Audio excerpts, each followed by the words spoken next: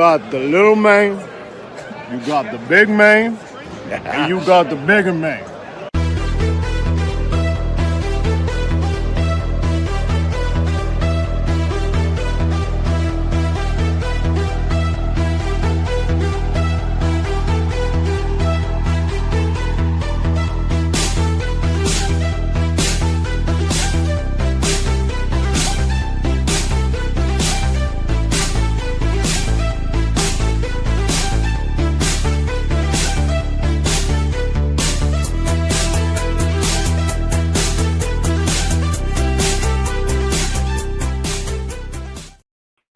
Hey, good evening, everybody, and welcome to Nitromaniac TV's Wrestling Unlimited. I'm Kellen Nitro coming at you with another edition of Classic Nitro Steak. Yes, it's kind of like Oprah's book club, but for wrestling nerds. We spin the wheel, we make the deal, and it is TL's turn to spin the wheel. So I'm going to bring him in right now. Hello, Mr. TL. How are you doing today? Hello. It is a rainy day, so nice to be inside. It is. Yeah, we've had a beautiful stretch of weather up until this weekend, and now it's we're in for a stretch of like monsoon type conditions where we all live. So we're all it's a great night for potting from where we're at. So it makes the grass green. Yes, and it cuts down on the dust. So I, as a springtime allergy sufferer, like that. So that's good. Hard. Yes, we'll bring in our third. It is from his house to your house. It's Moorhouse. Hello, hello. How's it going? It's going fantastic. I am enjoying the weather because there's nothing better than just hanging out on the couch with the window open on a rainy day. That's cool. Yeah, it's a nice vibe for sure. Definitely a nice vibe for sure. And our fourth tonight, you know him, you love him. He puts the maple in maple leaf. It is Craig P. Fraser. How you doing, sir? The maple and maple leaf. Well, I'm doing fantastic. Yeah, you're doing better than Team Canada today. We'll just put it that way. Yeah, that was not a good way to go out. That was ugly. Yes, absolutely. That's not if that's indeed the final run ever for one of the best to ever played a game at a world level. That kind of sucked, but we'll see what happens. Hey, nobody ever goes out on Team Canada the way they're supposed to. Look at Gretzky on the bench in Nagano. Yeah, that was just a bad coaching call, though, too. Well, we got a shootout. We got the greatest player of all time. You know what? No. Rob Zaminer scored 20 goals this year. Ray Bork on the breakaway is a term I never hear that often. Ray Bork, yes.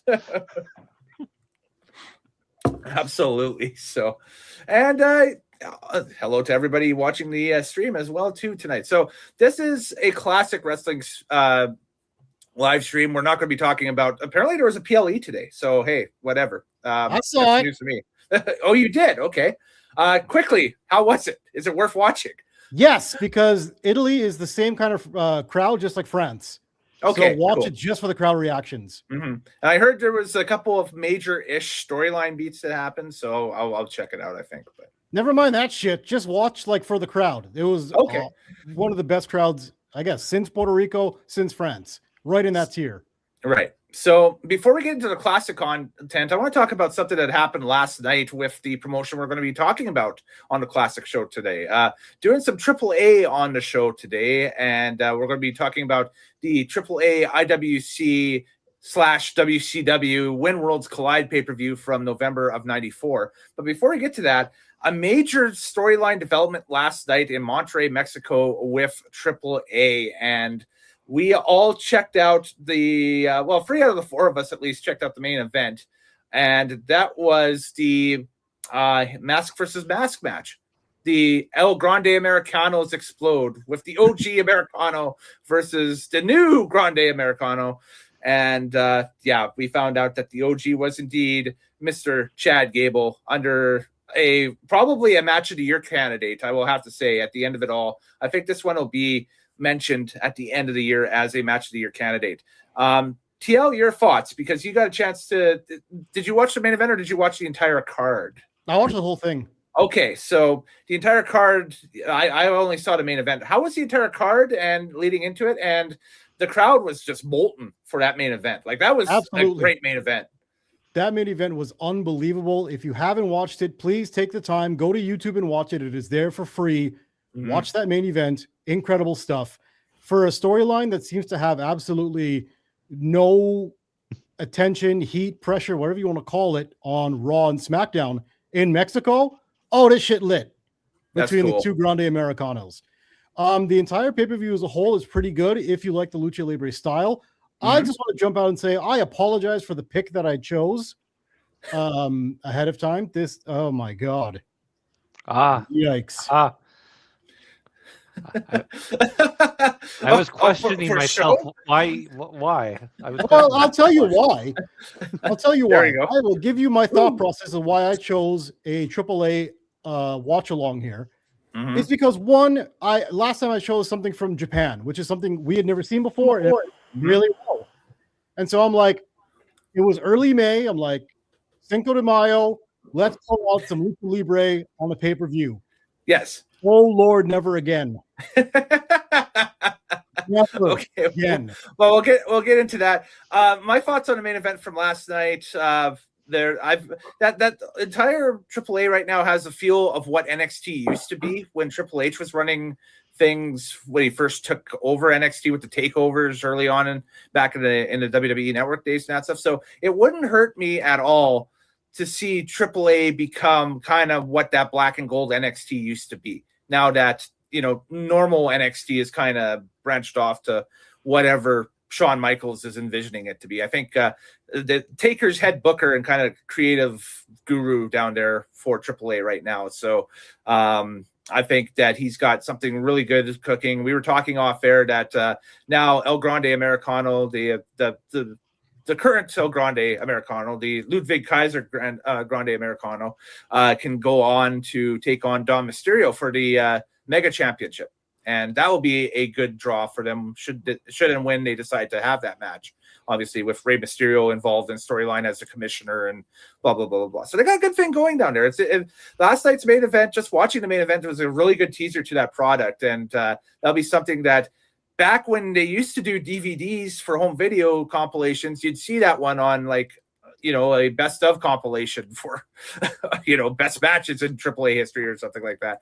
But now, people will watch it on YouTube, I guess, and they'll get all the likes for it. So there you go. So no, that is a landmark match where that's going to go down as one of the turning points or whatever you want to call it for AAA. Yep, absolutely. I think they're back. I think they definitely are. They're back at that level where they've surpassed CMLL and they are on their way to being that premier Lucha Libre organization again. So yeah, I'm gonna add, I saw the match myself. I thought it was phenomenal. Great storytelling, great working of the crowd. The crowd was as hot as Rock and Hogan from WrestleMania 18. Sorry, yeah, it was just a fantastic match to watch. Great storytelling. I think both wrestlers, you look at the storyline when it was first pitched a year ago, and you're like, oh my God, poor Ludwig, poor Chad Gable. Yeah, and now that they turn this into hot shit into this cannonball we're seeing right now. Yeah, and both guys are gonna move on from this better than they arrived.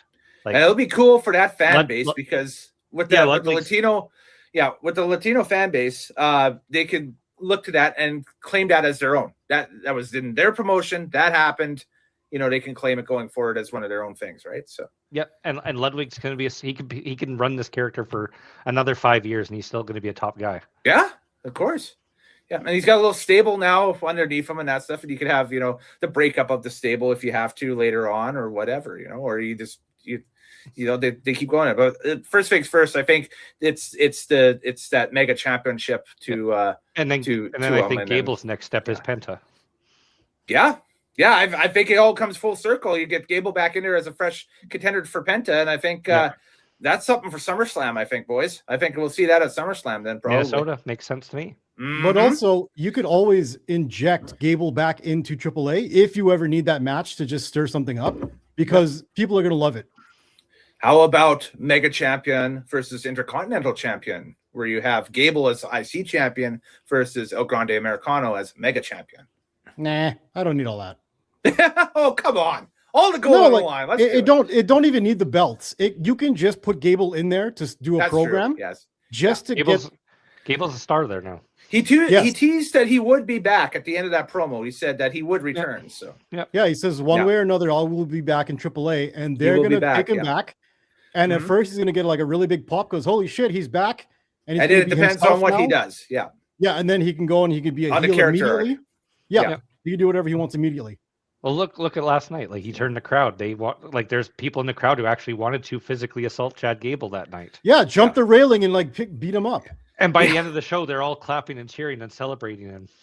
Yeah, gave him a standing ovation as he leaves with his family. It was incredible. Absolutely, yeah, for sure. That's one of the all the good stuff that happened, and I watched this after I watched our throwback here.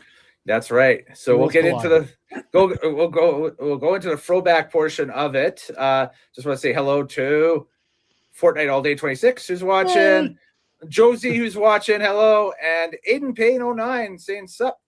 Good evening, all. And if you are watching wherever on Facebook, YouTube, Instagram Live, you name it, it is awesome having you all here tonight. All right, let's go retro. We're going into the retro portion of the show. So it's retro pay-per-view review time, and we are doing this little puppy from 1994, from November 6, 1994, from the Los Angeles Sports Arena in LA, California. This is When Worlds Collide 1994. A lot of wrestling experts consider this the birth of the relationship between WCW and cruiserweight talent. And this is something that Bischoff was looking at bringing in when he took the mantle of executive producer at WCW. He wanted something different, something new to be brought on to WCW programming that WWF wasn't doing. Yes, sir.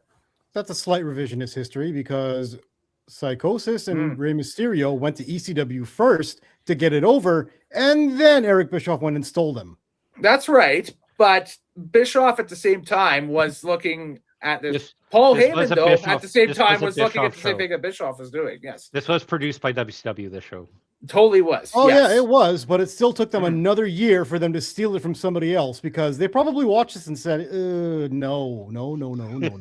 There is. What do you mean? This is Dave Meltzer's favorite show when I'm looking at this right now. It's funny you mentioned that, though, TL, because there is a lot of cross-contamination between WCW and ECW in the wake of this show. So we'll save all that at the end because there's a lawsuit involved. There's talent jumping to ECW. There's talent jumping to WCW after this. So. Oh, Lorax, this will be your shining moment.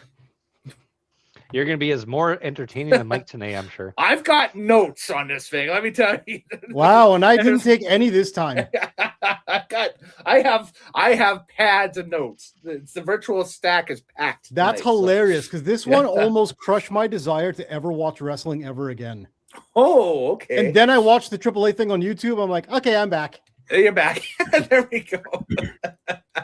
Yes. So there we go.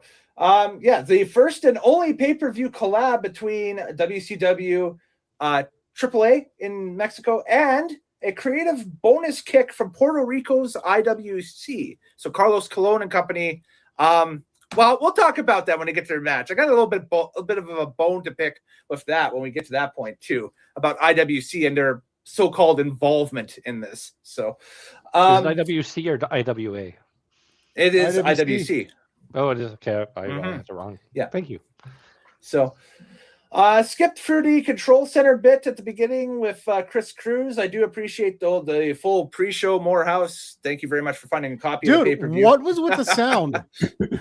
I don't know. I ended up watching a YouTube. I found a YouTube version that was the same that I watched instead. Yeah, me too. The sound was slightly higher, but I still had to put max volume to hear it. Yeah, I put it in my little editing thing and bumped up the volume for my copy and threw it up there. But Craig, did you even watch? Yes. Okay, good. You haven't said anything in 15 minutes. I was just kind of wondering. He'll tune in when he gets. I'm just trying to get to the matches. Oh, okay. Well, let's get to it then. He just put a screen capture of himself there, and he left. Well, actually. I'll start with Fraser because he's.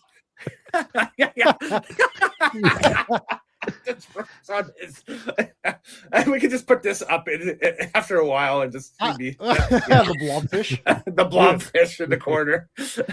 Trust us, that's Fraser. Everybody, I know what he's really waiting for. He's waiting for us to talk about. He needs the thing hanging out of the corner. Get it away from whatever that is. I know what he's really waiting for. He's waiting for us to get to the point where you talk about Sasso and Dan Soder doing their impression off. Yeah, well, we'll get to that. Yes, that's another thing that's we have to talk about because No, that I was letting the floor be had by others Until you take it over. just now. Okay. Let's go to the first match, which you can no, you actually, can skip. hang on. Oh, crap. Pump the brakes here for a second. I'll start with Fraser because he's kind of our go-to when it comes to commentary on stuff. What did you think of the commentary team of Chris Cruz and Mike Tenay throughout the show? It was okay. I wasn't thrilled. I wasn't completely dismayed. I thought they're there. Yeah, They're talking. You know. So this is the first ever pay-per-view Mike Tenay does ever as a color commentator. Now, for Mike WCW. Tenay, The voice of TNA. TNA wrestling. Okay, because I was TNA I wrestling. heard the name. I was like, what promotion? And he used to do Nitro like hour twos. Okay. Yeah, he was a guy on Nitro. He was on Thunder in the waning days of Thunder as well. He's the nerd that gives you all the wrestling information you've never wanted to know. That's right. He's as charismatic as Jiminy Cricket, and nobody pays attention to him in that movie either. That's his shtick. Is he's got all the facts on anybody who's ever wrestled, and the charisma level is kind of eh. Well, he was okay. And then Chris Cruz, I think, is the WCW like B show guy, isn't he? Not even at this point. He's a C show guy. Like I've always had a point when I watch these pay-per-views where I'm like, I don't even think about the commentary because I'm just trying to watch the match and I'm almost just like I want to see. So when you're like, how was the commentary? And I was like, unless it was like JR doing like my guy killed him, you know, I'm broken him off. It's like, you know, or you know, I mean, even what's his name from WCW? Oh God, just went out of my head. The guy on AEW. The guy in AEW now. He was in WCW forever. Come on, House. Jericho? No, on commentary. Commentary. Oh, commentary. Oh, Tony It's Schiavone. Sting! Tony Schiavone. Oh, Tony Sting. Schiavone. Yeah, like, Schiavone, yes. it's Sting. Like Yeah. WCW had some great calls too. Mhm. But So, I mean, yeah, there we go. So, but like tonight, like, I mean, that's the thing. If I think the commentary, but I mean, maybe I'm wrong, but I just feel that sometimes the commentary, like you got to have good commentary. That helps with the action when you're watching it, you know, on TV and stuff like that. And it can be absolutely, you know, like I mean, JR screaming, Austin, oh, he's talking, like when he's coming, like that just hypes it up even more when you're watching it at home. Using JR as that example is perfect because they have the moments where he gets really big sound bites and you remember them forever. And then as we've watched in this watch along, there are some WWF moments where all he does is talk about where they went to school, where they played football. And I was a former Baylor Bear. And it's Chickasaw State. My most criticism. distracting. Shit. What I would appreciate more is the commentary talk about why they're fighting, and I don't feel that was presented really at all. It's like, oh, these guys are legends. Okay, why are they fighting? Don't forget this pay-per-view is North America's first, or the rest of North America rather, so USA and Canada basically, their first look at AAA. Oh, I got it. In the world at this point. Yeah. Mike Tenay is Joey Styles, but with Connor McDavid's personality. The robotic personality. Oh my God. Oh no, it would be oh my God. There you go. Like, oh my God. Hold another one. But exactly. my point is like, I think when commentary is great in wrestling, it adds that extra layer that you didn't realize you needed. Yes. But if it's okay, I think good commentary as well. Like if you didn't really notice it, I think that's also okay too. Just in general, like it's not like bad. I feel like if you didn't really notice the commentary. That's like, right. Yeah. I feel like that's still like they still did their job.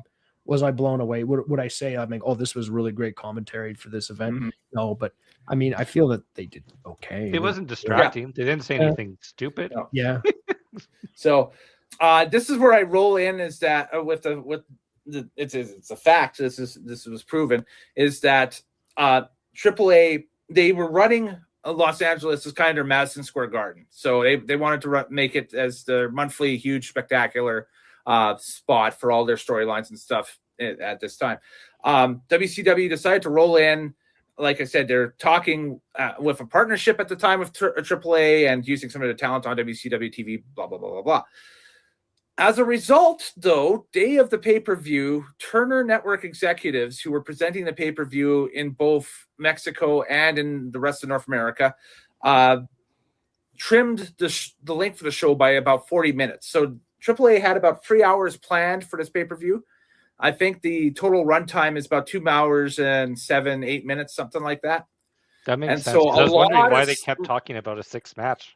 A lot of stuff gets cut, I should say, during the show. Like a ton of stuff gets cut that or smushed together, as we will see. And I think we can make some assumptions of what stuff kind of gets smushed together and what should have been, kind of one-on-one or even tag team matches. And there's an unhealthy amount of 6-man tags on this show, but we'll get to that as we roll along. Let's get to it.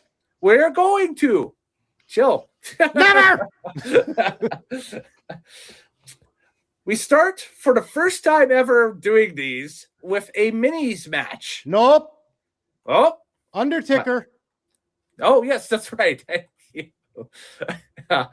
Let's do it. So we summon the Undertaker by going, Undertaker at the bottom of the screen is the Nitromaniac TV's Undertaker. Follow the news and notes from this pay-per-view with run times and such. So, all right. So now we'll start with the minis match. So I think this is like the first time ever we've had minis on the show at all. So we have Mascarita Sagrada and Octagon Santo versus Expectorito and Dorito Estrada in the opening contest.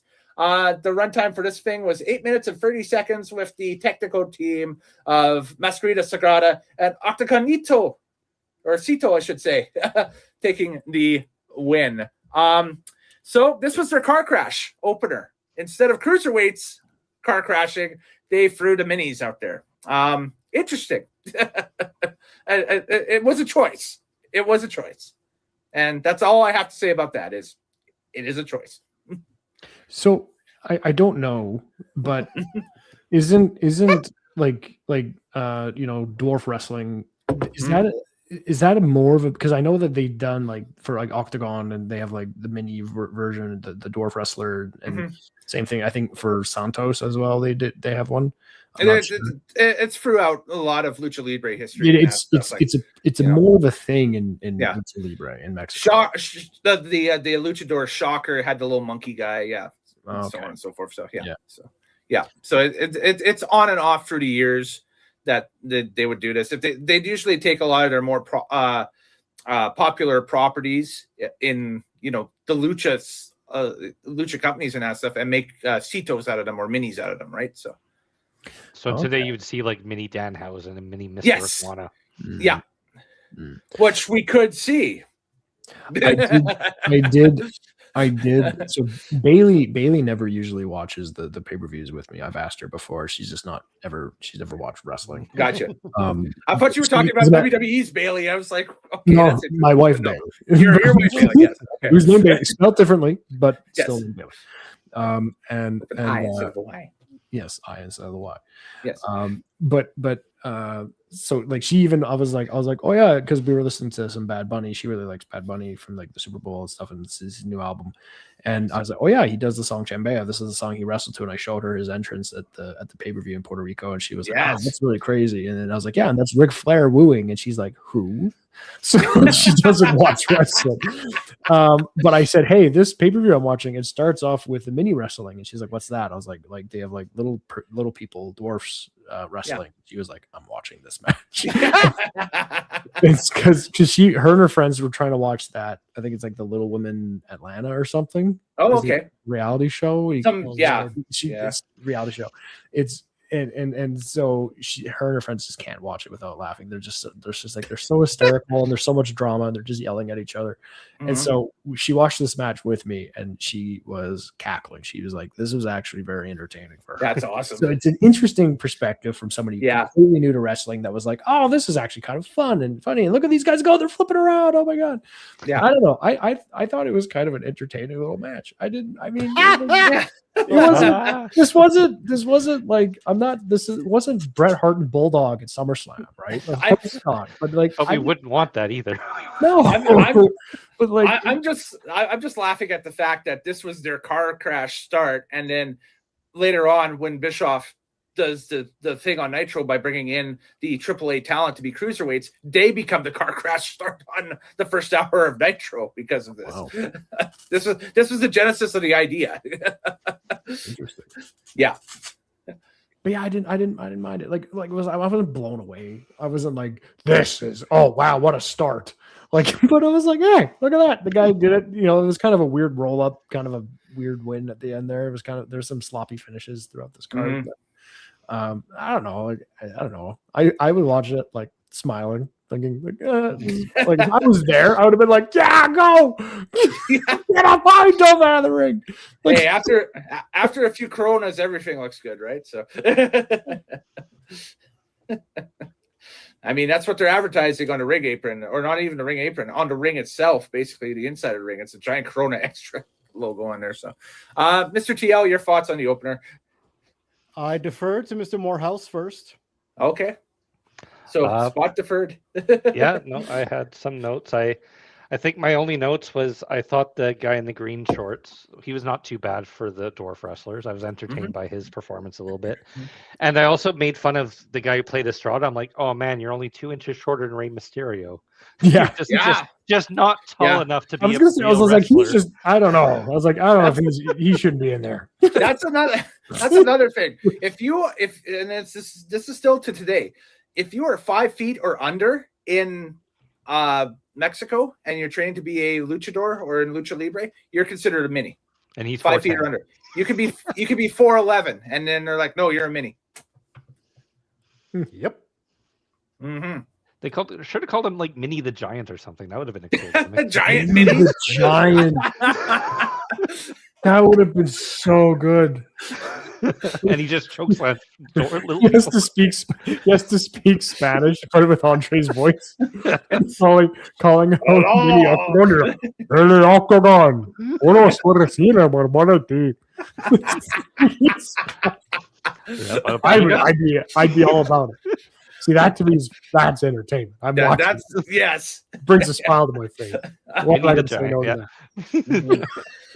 mean, it was cool in this match to see Masquerita Sagrada be presented as a legit athlete rather than, he wrestles in WWF later on as Max Mini. He wrestles, they've used him, I think, in WCW during the Monday Night Wars too after his WWF run. Do they not? I can't remember. They Something do. like He that. got his real feature in Lucha Underground. That's right. Yeah. Yeah. And before I let my thoughts go, I had one question. How does everyone like this double referee system?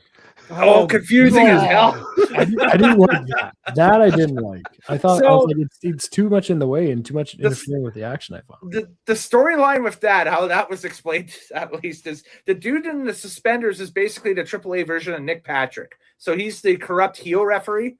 And so they're allowing him to stay and have his job, but he has to have another official in the ring with him at all times to basically double check his work. And they still couldn't do their job properly at all. That's right. a referee, like a Rudos or a Technicos for a referee, only makes sense if it's another wrestler that's doing a special referee. Yeah. I mean, that's part of the storyline. That's a whole special guest enforcer thing that WWF's been doing. You need two referees so they keep each other accountable. You just have a guy that's always in the ring that's like, I'm always here to fuck shit up. It doesn't work. Yeah. Oh, Oh, I think he's up to no good, ref. oh, like giving the Rudos like some brass knuckle. Oh, there you go. There he's that. The other referee's like, hey. that final count off of the moonsault pin from Sagrada That's atrociously bad because it was like a 1, a 2, and checks time. Yeah. Looks out in the crowd. Oh, free! Yay! You know, it's really bad. How many refs does it take to call a match properly? About the same as it takes to screw in a light bulb, apparently. So, yeah, it certainly was a choice. But yes, Mr. TL, your thoughts on the opener finally. All right. This solves the issue of should you ever start a pay-per-view with minis? The answer is no. It's an interesting choice. Hey, everyone. Here's our brand new product. It's wrestling from Mexico. You've never seen anything like this before. You should really tune in. And the first thing we're going to show you are mini wrestlers. Mm-hmm. What the hell are you doing? It's the bathroom break to start. Yeah, exactly. Well, it's LA traffic, right? So maybe for the late arriving crowd. The kids are there earlier. Maybe everybody hasn't got to their seats yet. You know, so you got to put something on first for the kids. They just had to watch some Brooklyn Brawler tapings. Remember, this is at the sports arena where the Clippers played, not at the Great Western Forum where the Lakers played. So. The Clippers are off a joke at this time. Oh, they're bad. Yes. The point is, do not start an event with minis when you are introducing your product for the first time ever to a multinational audience. God, there's better ways, yes, and we'll see later on. This pay-per-view should have been called AAA When Worlds Collide. What are the rules here? Well, they seem to change match by match. Yes, it changed match by match, and the fact that the commentators didn't quite know what was going on either. Yeah, there's a lot of blind tags. There's two falls in this one. It's best 2 out of 3. No, it's just a single fall. It's over, folks. What? Do you know what's happening either today? Nope. No, nobody Apparently does. Not. Apparently not. No, and absolutely. This mini wrestler thing, you talking about the one Masquerada, what's his face? Sagrada, yes. Looks like the Michelin Man and Burger King made a mascot together. Like his outfit looks absolutely ridiculous. He's a Power Ranger. Yeah. Something. Remember, it's 94. Power Rangers are in at this point. No. Mm-hmm. Yes. No. In Japan.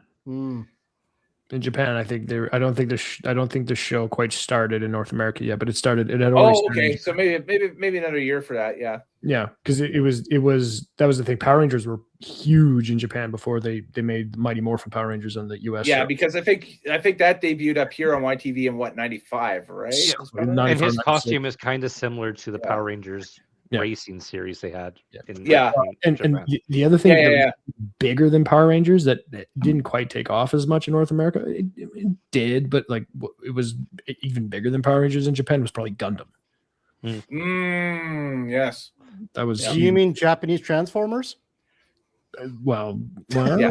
I don't know. It was chicken or the egg. I don't know which one came first. If Transformers.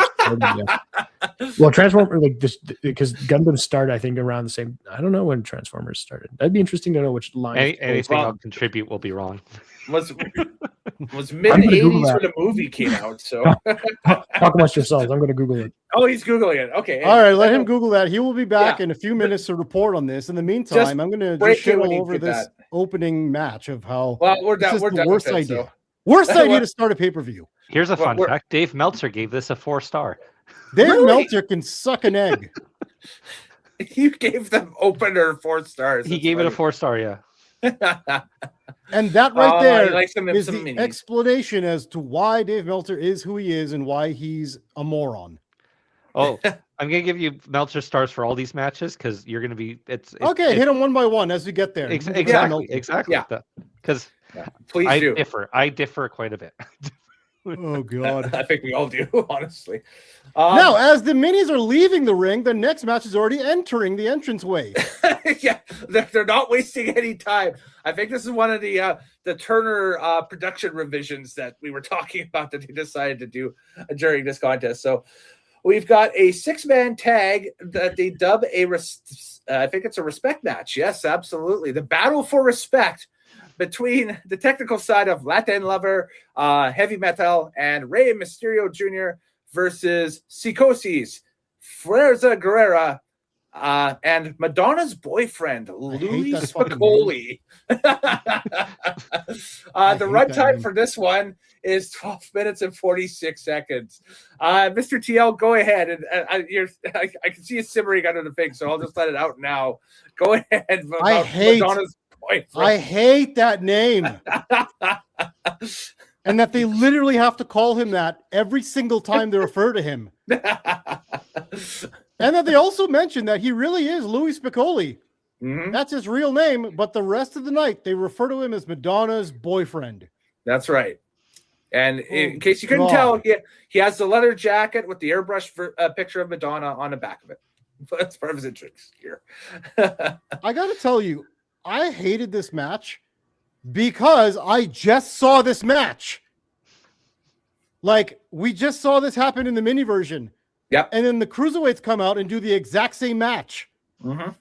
I'm like, what was the difference between the fact that everyone here was just over 5 feet tall? What was the difference? This is the actual size people doing a 6-man tag. Who did the same thing that the minis did? The minis did all their spots. Mm-hmm. I was There also was not- no difference. It's- I didn't really like this match. It was I good. was very confused during this match. They did this match in a slower amount of time too. The minis were 8:30. The full size wrestlers were 12 minutes and 46 seconds. And Yep. somehow they always talk about how this pay-per-view was where Rey Mysterio got noticed, Eddie Guerrero got noticed, and Conan as well. But like at the same time, I didn't notice anything that Rey Mysterio did in this match that I didn't see earlier in the first match. He took some crazy bumps, but yeah. It was the That- same thing that Masquerado whatever did. I Well, have he had that one yeah. bump where they threw him into the crowd and he hit Yes. the cement. Yeah. And it's Yeah, just there was like, yeah. I have written down that the the best one-on-one stuff in the match was when Ray was in the ring with Psychosis, and just below it was when Ray was in the ring with Spicoli in it, because they put him with two people that could work and they let them work. So that was the best part of it. Yeah, we're gonna have to point out that in this event, the Americans can work and the Lucha, the Mexican ones aren't that good. Because they just don't care. it's a mixture of it's AAA. Their roster at this point is weird because it's a mixture of older wrestlers up top, and then at the bottom are the young up and comers that are still maybe, I don't know, less than 5 years each in the business at this point. So the young guys are trying to prove themselves, obviously, and the old guys don't care because they got the main event spot, so they're doing the main event stuff, right? You sure they don't care that they finally get an audience in America on pay-per-view? I think everybody had to have thought that they've at least initially that we'll do our best, but then it depends on what the current situation is on the day of the show, like in the locker room and stuff, how the morale is, right? So My problem is just no one stood out. Like, no, other than maybe Louis Yeah. Spicoli, no one stood out. Right. yes. Exactly. Yeah. No one Like, even nobody Miss- stood out. Ray Mhm. didn't stand out. You're right. You know, Exactly. Yeah. I don't know how this became his big break. I thought Yeah. Spicoli stood out. Yeah, I certainly did too. They made him sorry, stand out with Madonna's that friggin' boyfriend. name. Yeah. Spicoli's all over this pay-per-view. We'll get to him a little bit later Oh on. The other- Lord. The other thing that was funny is commentary brought up, oh, Heavy Metal's dad is the referee. I'm like, wait a minute, that shouldn't be. Well, it's I like missed New that. Japan. It's like New Japan with red shoes now. Yeah. He showed his dad, right? So, Yeah. But then you have two refs, so it doesn't really matter. well, So, Craig's got it in a lightning thought. Go for it. I have the results of a few fact checks. Okay. Oh, Lord. And As of this pay-per-view, Mighty Morphin Mhm. Power Rangers has already been on the air for 1 year. It started in 1993. okay. The Excellent. American show. Right. Okay. Gundam Mm-hmm. started by Sunrise Toys, which is a Japanese company, in 1979, but it Mhm. started as an anime series first. okay. And then they made Okay. toys. Okay, so they- Transformers started really close. later by Hasbro, by a Mhm. Japanese American who moved to the United States in 1984, and it started as toys and Yeah. then became an anime, So- anime series. 5 Who years. said we need American Gundam? Yes, because the movie was 1985, I think it came Mhm. out, right? So yeah. But overall, Transformers is worth, with all the media franchises and the movies and stuff, it's worth about 30 billion, whereas Gundam's about 15 billion. But yeah, Megan was Fox wasn't in the Gundam remake. She was in the Transformers remake movie. So there we go. An American Gundam movie would be really, really bad. I mean, that it was Gundam is the sort of the pioneer and probably the biggest what is known as mecha anime, which is anime centered around robotics and sci-fi and stuff like that. Mm-hmm. But there, and all of this has been more interesting than the pay-per-view that I. Yeah, I'm loving this mecha theory. This is great. Give it to me all day long. This is awesome. History facts. Yeah, this is great. Nope, I'm cool with that. Would you like to give your thoughts on the match now that you've done your research? Yeah. What did you think of the second match? I didn't really enjoy this match, and therefore I said this match was not great, and I'd rather did research on Gundam and Transformers instead. Hey, there we go. One fun note I had here is I think this feed was stolen from an Edmonton feed box because I got Yeah. It was like in the middle of the one that we're watching. This goes there's like the Monty Python. That looks like an Alberta one. I actually, Rogers logo. Yeah, I saw the whole thing on the cable box. I was like, "What the hell?" That's funny. Which would have been hilarious because I don't think unless you had TBS Superstation as part of your cable package, you got any WCW TV up here at this time. So, yeah, like my grandmother got WTBS, but she was out in Lloydminster almost. So, yeah, Nitro's. Oh wait! No. There was one channel that would show WCW Saturday night. Mm-hmm. Oh yeah, E Channel had it for a bit, I think. But predating A Channel. Yeah, what a throwback. Yeah. I think you're right. I think there was like one of the other two channels, like either it wasn't CFRN. I think it was.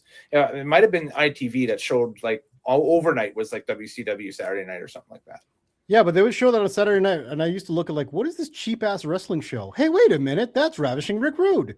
What's with the neon lights and stuff and and like the electronic gate that would open the Area 52 doors. Yeah, because why does this sound like a why does this look like a T2 knockoff? What's going on here? Yeah. I was like, this with is the bionic arm.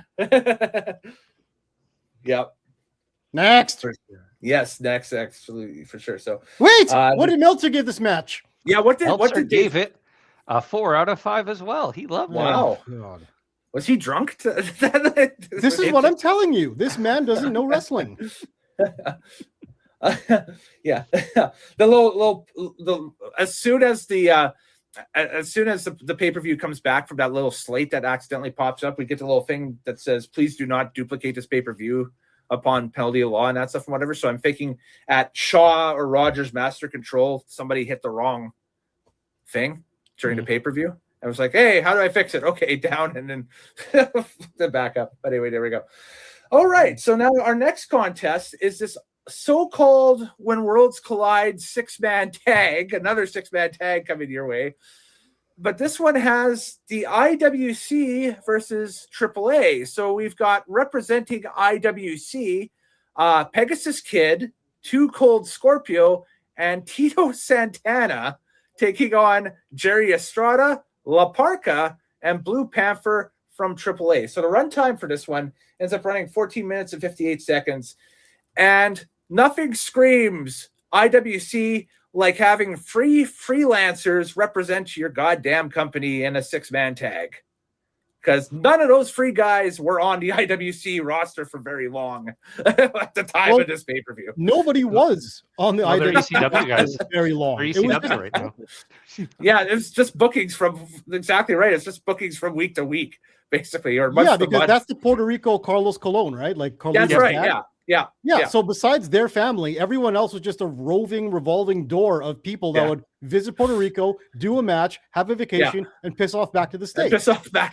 Yeah. Yep. So that's why I laughed when I saw IWC. This is the team IWC. I was like, there's no team IWC. I laughed because this match was the heavyweight version of the cruiserweight match that we just saw, which was the version of the minis match. Minis match that started this freaking event. And Mr. TL at this point realizes he's just chose 6-man tag. He chose limbo. He chose limbo. It was at this moment he knew he fucked up. Exactly. I was like, man, when I got through my first watch through of this at this point, I'm like, man, is TL on a 6-man tag kick or what's going on here? Because there's a lot of 6-man tags on this thing. I'll give you the behind the scenes one more time. I Googled what is the best Lucha Libre pay-per-view of all time. And This according came to up. Meltzer, it's this one. Apparently, he swayed all the votes because nobody's seen a AAA or CMLL pay-per-view before. okay, Because think this so. is the one that came up. indulge me. Yeah, go for it, Fraser. This is why you shouldn't trust Google results. Like you're like, oh, I'm having some chest pains. It's like you're definitely having a heart attack. Like, actually, no, it's acid reflux. Go to hospital now. Well, no, this is a occasion where the numbers lie. Because Melcher's the only person in the world that watched this thing and liked Everyone the shit out thinks of it. Yeah. Everybody decided to jump on that bandwagon and put this as the review numbers, the same thing. But anybody who's actually watched this piece of shit understands, oh my God, this is a piece of shit. This is not a historic event after all. Yeah, this pay-per-view is the cool kid with Oakleys in high school who shows up, wearing Oakleys and his hair is frosted, and then the next day, like 20 people show up to school with their hair frosted and with Oakleys. No, I would say it's like that TV show that everyone's like, that's the greatest TV show ever made. So you're just like, well, The Wire has to be the best TV show ever made. Yeah. And then you watch it and you're like, it's good. It sucks. I didn't say it sucked, but I when I watched The Wire, I was like, this is terrible. I don't like it. I kind of felt that way because I never watched The Sopranos, and then I started watching The Sopranos. Oh, interesting. Okay. And I thought The Sopranos was good. That's I all. like it. But I was like, I love The Sopranos. Yeah, I didn't really get the hype with it. I don't know. Okay, I can see that. I can see same that. at this match. Yeah. Mind you, I loved La Parka in this match. Oh, La Parka was the best highlight of the I match. love La Parka. Yeah. So that would be me if I was a wrestler and I had a mask, because I would just be this shithead that just starts fighting his own team, and then just a guy he gets hit once and goes, oh! Oh, I was laughing so hard. I was like, this is the best. You would be La Parka Grande. Yeah. No, this was the original La Parka Canadianese. No. Craig is La Parka Grande. La Parka Grande. La Parka extra grande. El super grande. Yes. La Parka and Estrada's feud in this match was the highlight. Everything else was an afterthought. Like the wrestling, I was not paying attention to at all. Yeah. Benoit was young and really, I thought he was really, going hard out there. Oh, he's a standout in this match, yes. But he's missing charisma at this point. That's right. He has the Calgary syndrome, which is zero charisma, like great in the ring, but zero charisma. Yeah. And the Calgary Flames have the opposite of that, which is they're terrible at games, but they have a lot of talk outside. A lot of chat, yes. Especially at this time in the mid-90s. But anyway, you talked about that one. With La Parka, I've just faked back because I've just been going on YouTube and checking in on that live stream on the WCW YouTube channel that they just keep streaming all the time and that stuff. And they've been showing a bunch of old Thunders and Nitros from like 2000.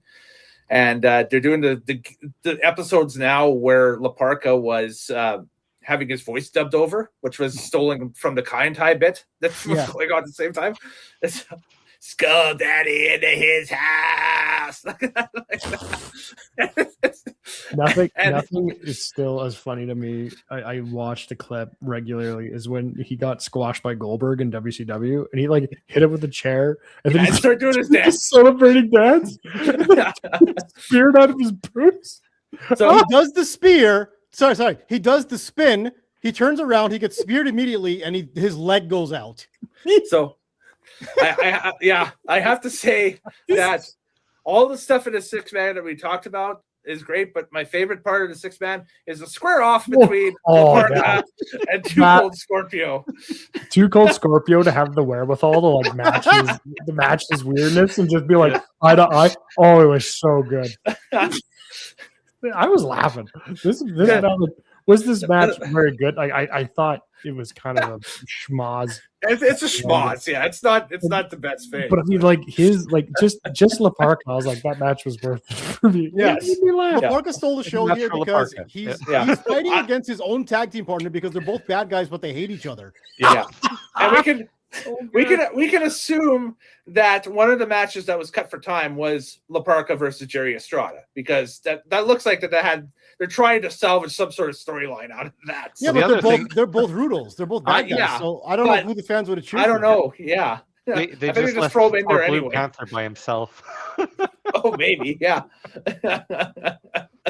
But yeah, this match was MVP'd by La Parka Yes. and his antics. Yeah, absolutely. And this is the same La Parka that goes to WCW afterwards. So he So becomes the bad chairman. news here. WCW. Bad news here. Meltzer takes a dip on this one. Oh.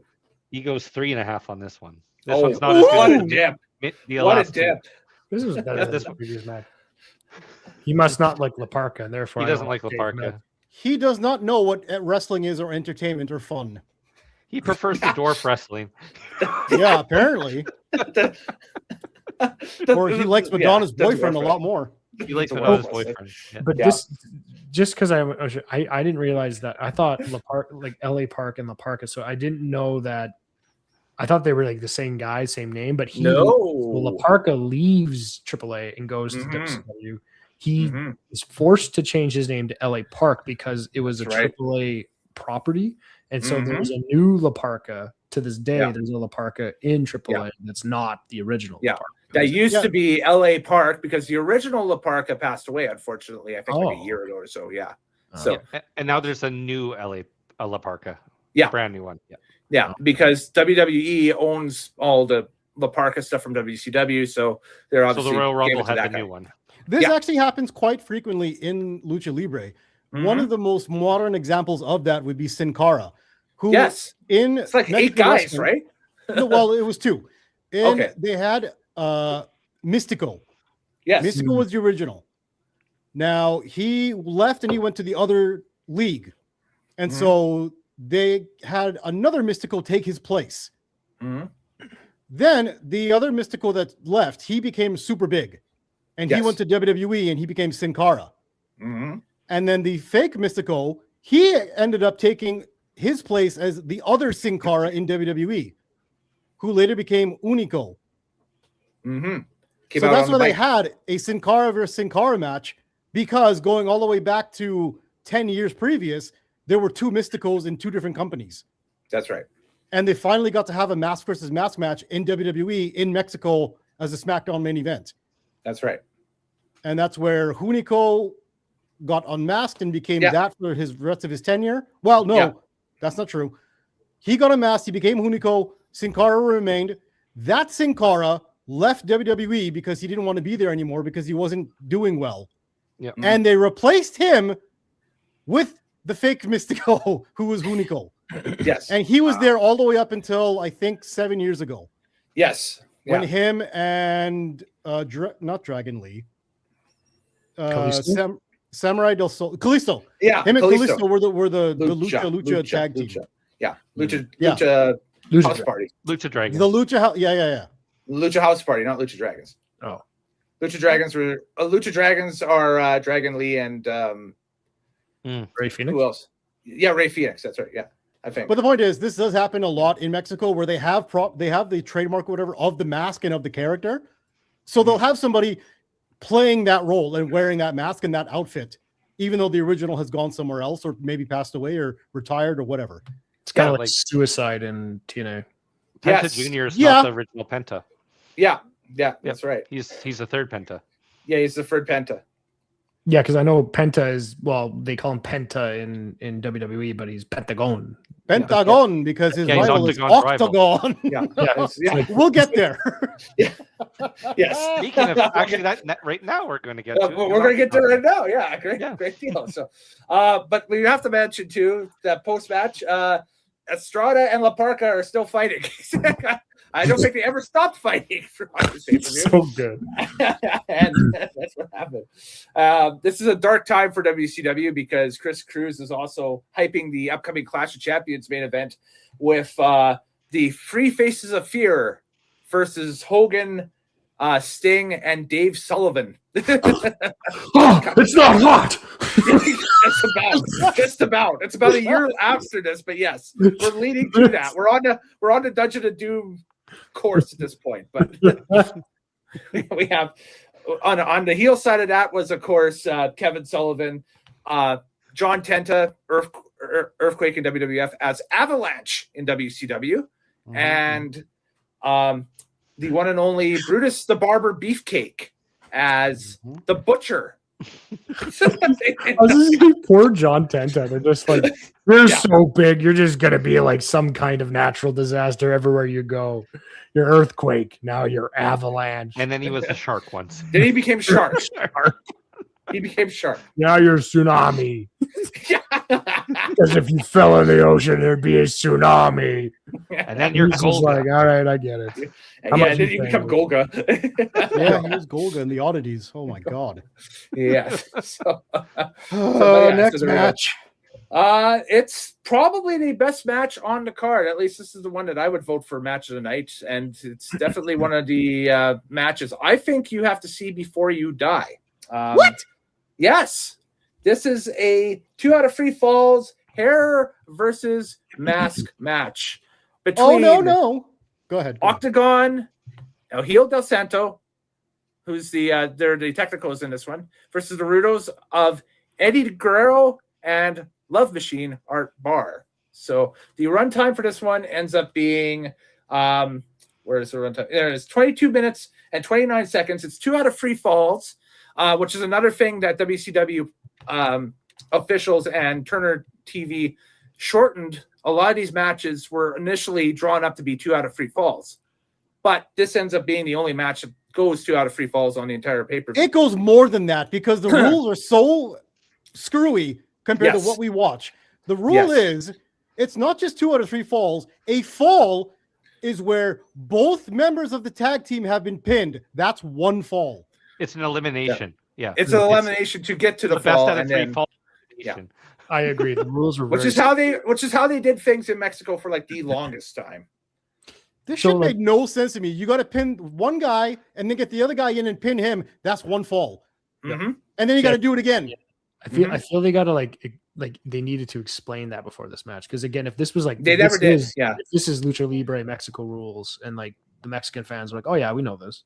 they need the Chiron and the letters and the One boards fall before each is match. because if they would have started this, he's like, all right, now for this next match, like 1 fall is both members of the team have to be pinned for 1 fall, and it's best 2 out of 3. I'd be like, oh, Yeah. okay. I So- think they did. Like Mike Tenay did, but we don't listen to him because he's so boring.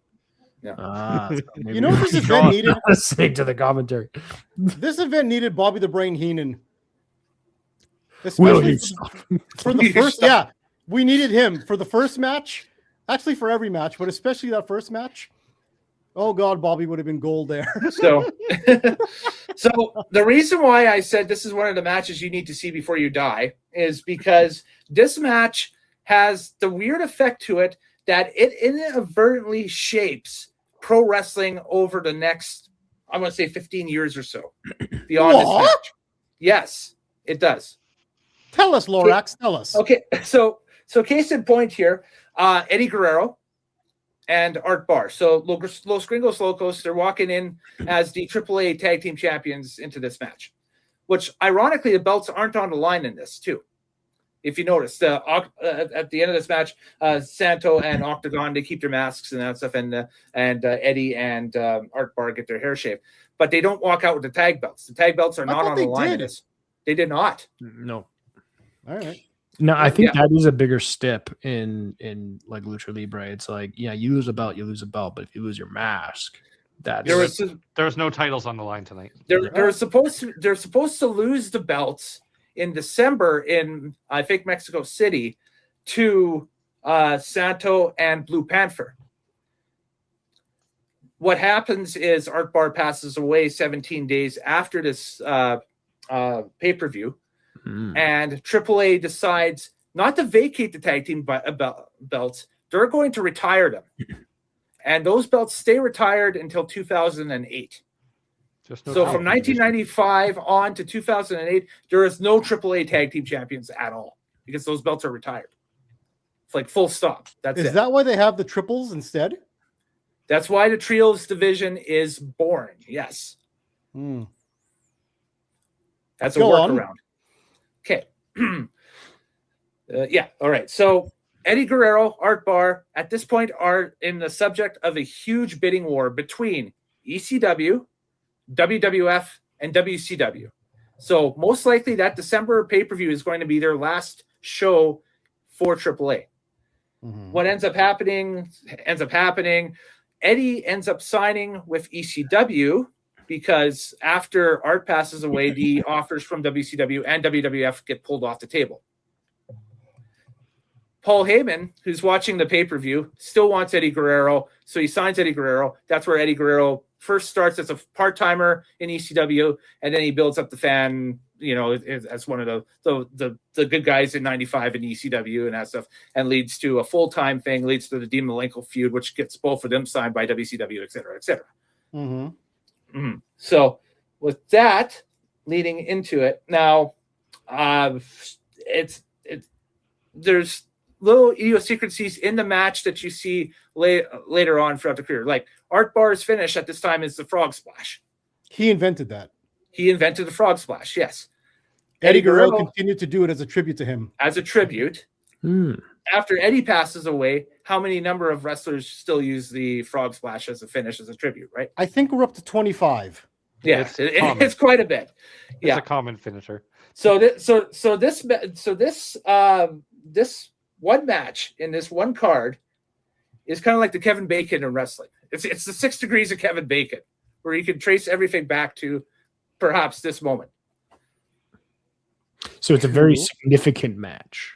Another thing too, Art Barr at this time is experimenting with a loose cannon character. Who does it about a 2-year time period later? Brian Pillman. Yeah. Disco Inferno. Yep. And everything leads back to Disco Inferno. Yes. So that's what I'm saying, is that this innocuous little 2 out of 3, well, not innocuous, but it's this match here is kind of a lot of what happens after in pro wrestling is kind of leads back to this moment, almost just either inadvertently or advertently for the timeline, which is kind of, it's wild to me. That kind of blew my mind a little bit. Well, this crowd was very hot. They're hot. For Santos and for Octagon, because they're two of the biggest, like, kind of Lucha Libres, I think, historically, like two of the biggest, not the biggest, but like. Well, El Santo is the biggest wrestling character of all time if you take into numbers and internationally. He's also a Hollywood star. Is that this Santo or is it his? No, his dad. No, his dad. The son of Santo. Yeah, because Hijo del Santo was son of Santo. Yeah, Hijo del Santo. Yeah, like you would be El Hijo del Fraser, son of Fraser. Right. Yeah, exactly. So there you go. But like another thing too, Art Barr, who's on the Rudo side, his disciple, he was a disciple and a young boy for Roddy Piper in the 1980s. So he learned a lot of how to generate heat and how to wrestle as a villain from Roddy Piper when Roddy was in Portland.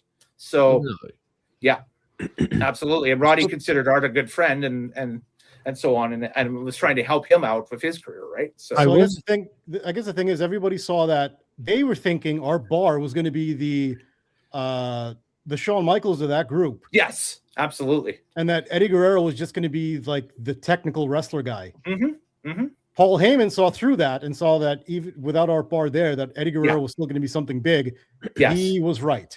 That's right. Absolutely. And definitely so. But in an alternate universe, as Paul's shaping ECW in 95, you have Los Gringos Locos versus Public Enemy. You have Los Gringos Locos versus the Pitbulls. You have Los Gringos Locos versus even the Gangsters. New Jack and Mustafa. The Dudleys maybe even leaving or later on too. Yeah.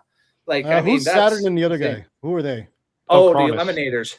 The Eliminators, yeah, they don't come until like 96, I think. So that's still way down the line. Oh, really? All they have is just their finisher. Yeah, finisher. Sweet. Yeah. Obviously, things could have been, you can go, you could do endless, what if Owen didn't die? We could have had Owen Angle, which I would have paid money to see. Would have been phenomenal, yes. And like you would have had Owen Eddie, and that would have been incredible. Oh, that would have been great. Yeah. Absolutely. I was very impressed with Art Barr in this match, and I thought, like, if you can go through all the what ifs and stuff, like what if he did go to ECW with Eddie? What if they both went to WWE eventually? Could Art Barr been a bigger star and like that ruthless aggression. Now, the only thing watching No, though, they would have with been there in this is- WWF '95. They would have been fighting the garbage man. Yeah, that's the problem. They're a little bit, that's the only thing. It'd be a little bit small for the Fed at that point. But the only issue with Art Barr at this point is he was in WCW in 1990 and he got fired because of a sexual assault conviction. Oh, So never mind. So it would have been kind of to bring him back, right? So, but he had like no history in WWF, obviously, and Paul had no qualms about bringing him in anyway because ECW was the island of misfit toys at that point anyway. So, we're starting superstars with Eddie Guerrero and Art Barr in the ring, and here comes the Godwins. Yeah. Well, hold on. At that time in 95, wouldn't they have been wrestling against all the tag teams that were in Smoky Mountain Wrestling? That too. That could have been an option as well for him. They would have had the Thrill Seekers and The point being is that they were looking at Heavenly leaving Mexico and going to Rock and North Roll. America. Yeah, So rock Smokey and could have roll. been yes, Smokey could have been an option too. I haven't heard Cornette say one way or another if he had looked at booking those guys at that point, but I'm sure he was probably paying attention to what was going on. But there we go. But as for the match itself, the 2 out of 3 falls step with the eliminations on each fall, it kind of carries the it carries the bit of, okay, this is needlessly long. What's going on here? But another thing too that I forgot that happens is Octagon gets stretchered out in this match. He doesn't finish this thing. No, that was a work though. That's a work, dude. Yeah, it's a work because he was supposed to come back during the December big show and be the guy that cost Conan the title to Pero Aguayo, which we'll talk about a little bit later on. Hey, But- can we talk about... I was going to say that also had to be a work just because of the absolute terrible job they did of supporting his spine. Yeah. The entire time. Where he's just been bouncing I up. didn't question it because I heard AAA's medical care isn't the best to begin with. No, they kind of just they patch people up and send them back out. That's it. You hurt? Here's some duct tape. There you go. It's like the NFL. Pull that arm long. That's such a funny racist double standard. It's like, oh, of course they're going to do that because they're Mexican. Wait, what? So their teeth are going to be immaculate, but the rest of their body is just like that. So. Yeah. Can we talk about how Octagon is a shitty wrestler? Yes, let's. Because he is. Yeah, he's supposed to be. Oh my God, his name is Octagon because of the movie Octagon, where he's a fan of Chuck Norris. And he's dressed And like Mike Tenay says this. And I'm like, you've got to be kidding me. You just killed him. he's dressed like Sasuke for some odd reason, like a ninja. It's like because it's all martial arts. And he's supposed to be a martial arts wrestler who doesn't know anything about martial arts. Yeah. And he's a garbage wrestler. I do like there's a couple points in the match where he like walks in to break up a pin and he just like casually walks in and just goes, ah! Just kicks it. I was like, what? Just full board. That's it. So, yeah. It's a good thing that he got escorted out of the ring, right? Yeah, just let Santos finish this match. Yeah. I also like the fact that the whole feud around this match is my dad could beat up your dad. Yeah, kind of. Yeah, it is. Well, because they mentioned that Santo Because and Gory Guerrero and was a tag team. Santo tagged together and that stuff, Yeah. and then they had the feud that broke them apart. So Mike Tenay says this again, and I caught that. Eddie Guerrero's dad was a wrestler. Yeah. El Hijo de Santos' dad is a wrestler. Yeah. Art Barr's dad was a wrestler. That's right. Yeah. He said Art Barr's second the generation. only non-multi-generational wrestler in that match was Octagon. Shit. I was like, all he does is kick and it puts him in like a weird looking like chimera submission. It's not an actual Yeah. Like, Yeah. she's like, yeah, I'm gonna put my balls in your face and you're gonna tap. Yeah. So, but man, Art Barr in this match just an absolute heat magnet. He goes out. There's that one thing where they're outside of the ring in the aisle, and he starts swimming, and it's just the entire crowd is just boo. The implication being, of course, the whole immigration thing over the Rio Grande River was happening at that Oh, point. that's And right. Yeah. Yeah. He's basically acting out, calling them a wetback. You're think back to your mid '90s, American history there. So being that's heel. exactly what was going on. Yeah, Being a heel. absolutely. So, and also post match, I have to laugh at Chris Cruz breaking news during a pay-per-view because he's like, yes, breaking news today. The fans they needed to pick me up because Ronald Reagan announced that he has Alzheimer's today and he's a great Californian. And it's like, The fans are sad. the CNN news break. What's going on here? Well, it's a WCW, which goes through It TBS, is. goes through Ted Turner, so they got to hit a little CNN in there. Exactly. Yep. That's the price of we're being. gonna lower the flags in this arena right now for Ronald Reagan. He wasn't dead from Alzheimer's at this point. He had just been diagnosed that day with Alzheimer's, apparently. There we go. Yes, Ronald Reagan, who disenfranchised hundreds of thousands of Latino Americans. Mm-hmm. They're gonna Good really Lord. miss him. Yeah. Oh, I didn't do that. Oh, well, anyways, this The match world itself is Just say no. We can't even focus on this match. That's how match we don't care about this match. yeah, that's the thing, is that it is so distracting, the rules and what's going on, that I recognize there is good wrestling here, but good Lord, is it a mess. Yeah. The elimination pin tag, 2 out of 3 falls with 2 referees doesn't make any sense. No, and I almost wonder how hard it was for the guys to actually work in the ring that night with two extra bodies in the, like an extra body in the ring that you have to try to avoid. And it's like, come on, get him out of there. But guess what, Dave Meltzer? This is his rare 1990s to 2000s 5-star match. 5-star match, I guarantee you. Yeah. Wow. Yeah. It was a Because- good match. It wasn't a 5-star match. I almost wonder if now retrospectively people look through it with rose-colored glasses because of all the stuff that happens around this match, and not that's well and the good, match but itself. Meltzer was rating these live. Yeah. That's a good point. Yeah. You know what? This match, Shawn Michaels Undertaker, hack compared to what we just saw today. Yeah. Yeah. I think the biggest atrocity he has done is a few years ago is when he went back and he revised the 5-star rating system. So he was giving Matt to equal because he gave Okada and Omega the 6 stars. So he wanted to broke put his things rules. more on that. Yeah. So he wanted to adjust his rules parameters. So it's like, man, just Will do Ospreay you. That's has it. Will Ospreay has 29 5-star matches in the last 4 years. And not one of them have I given a shit about. That's a little bit much, yeah.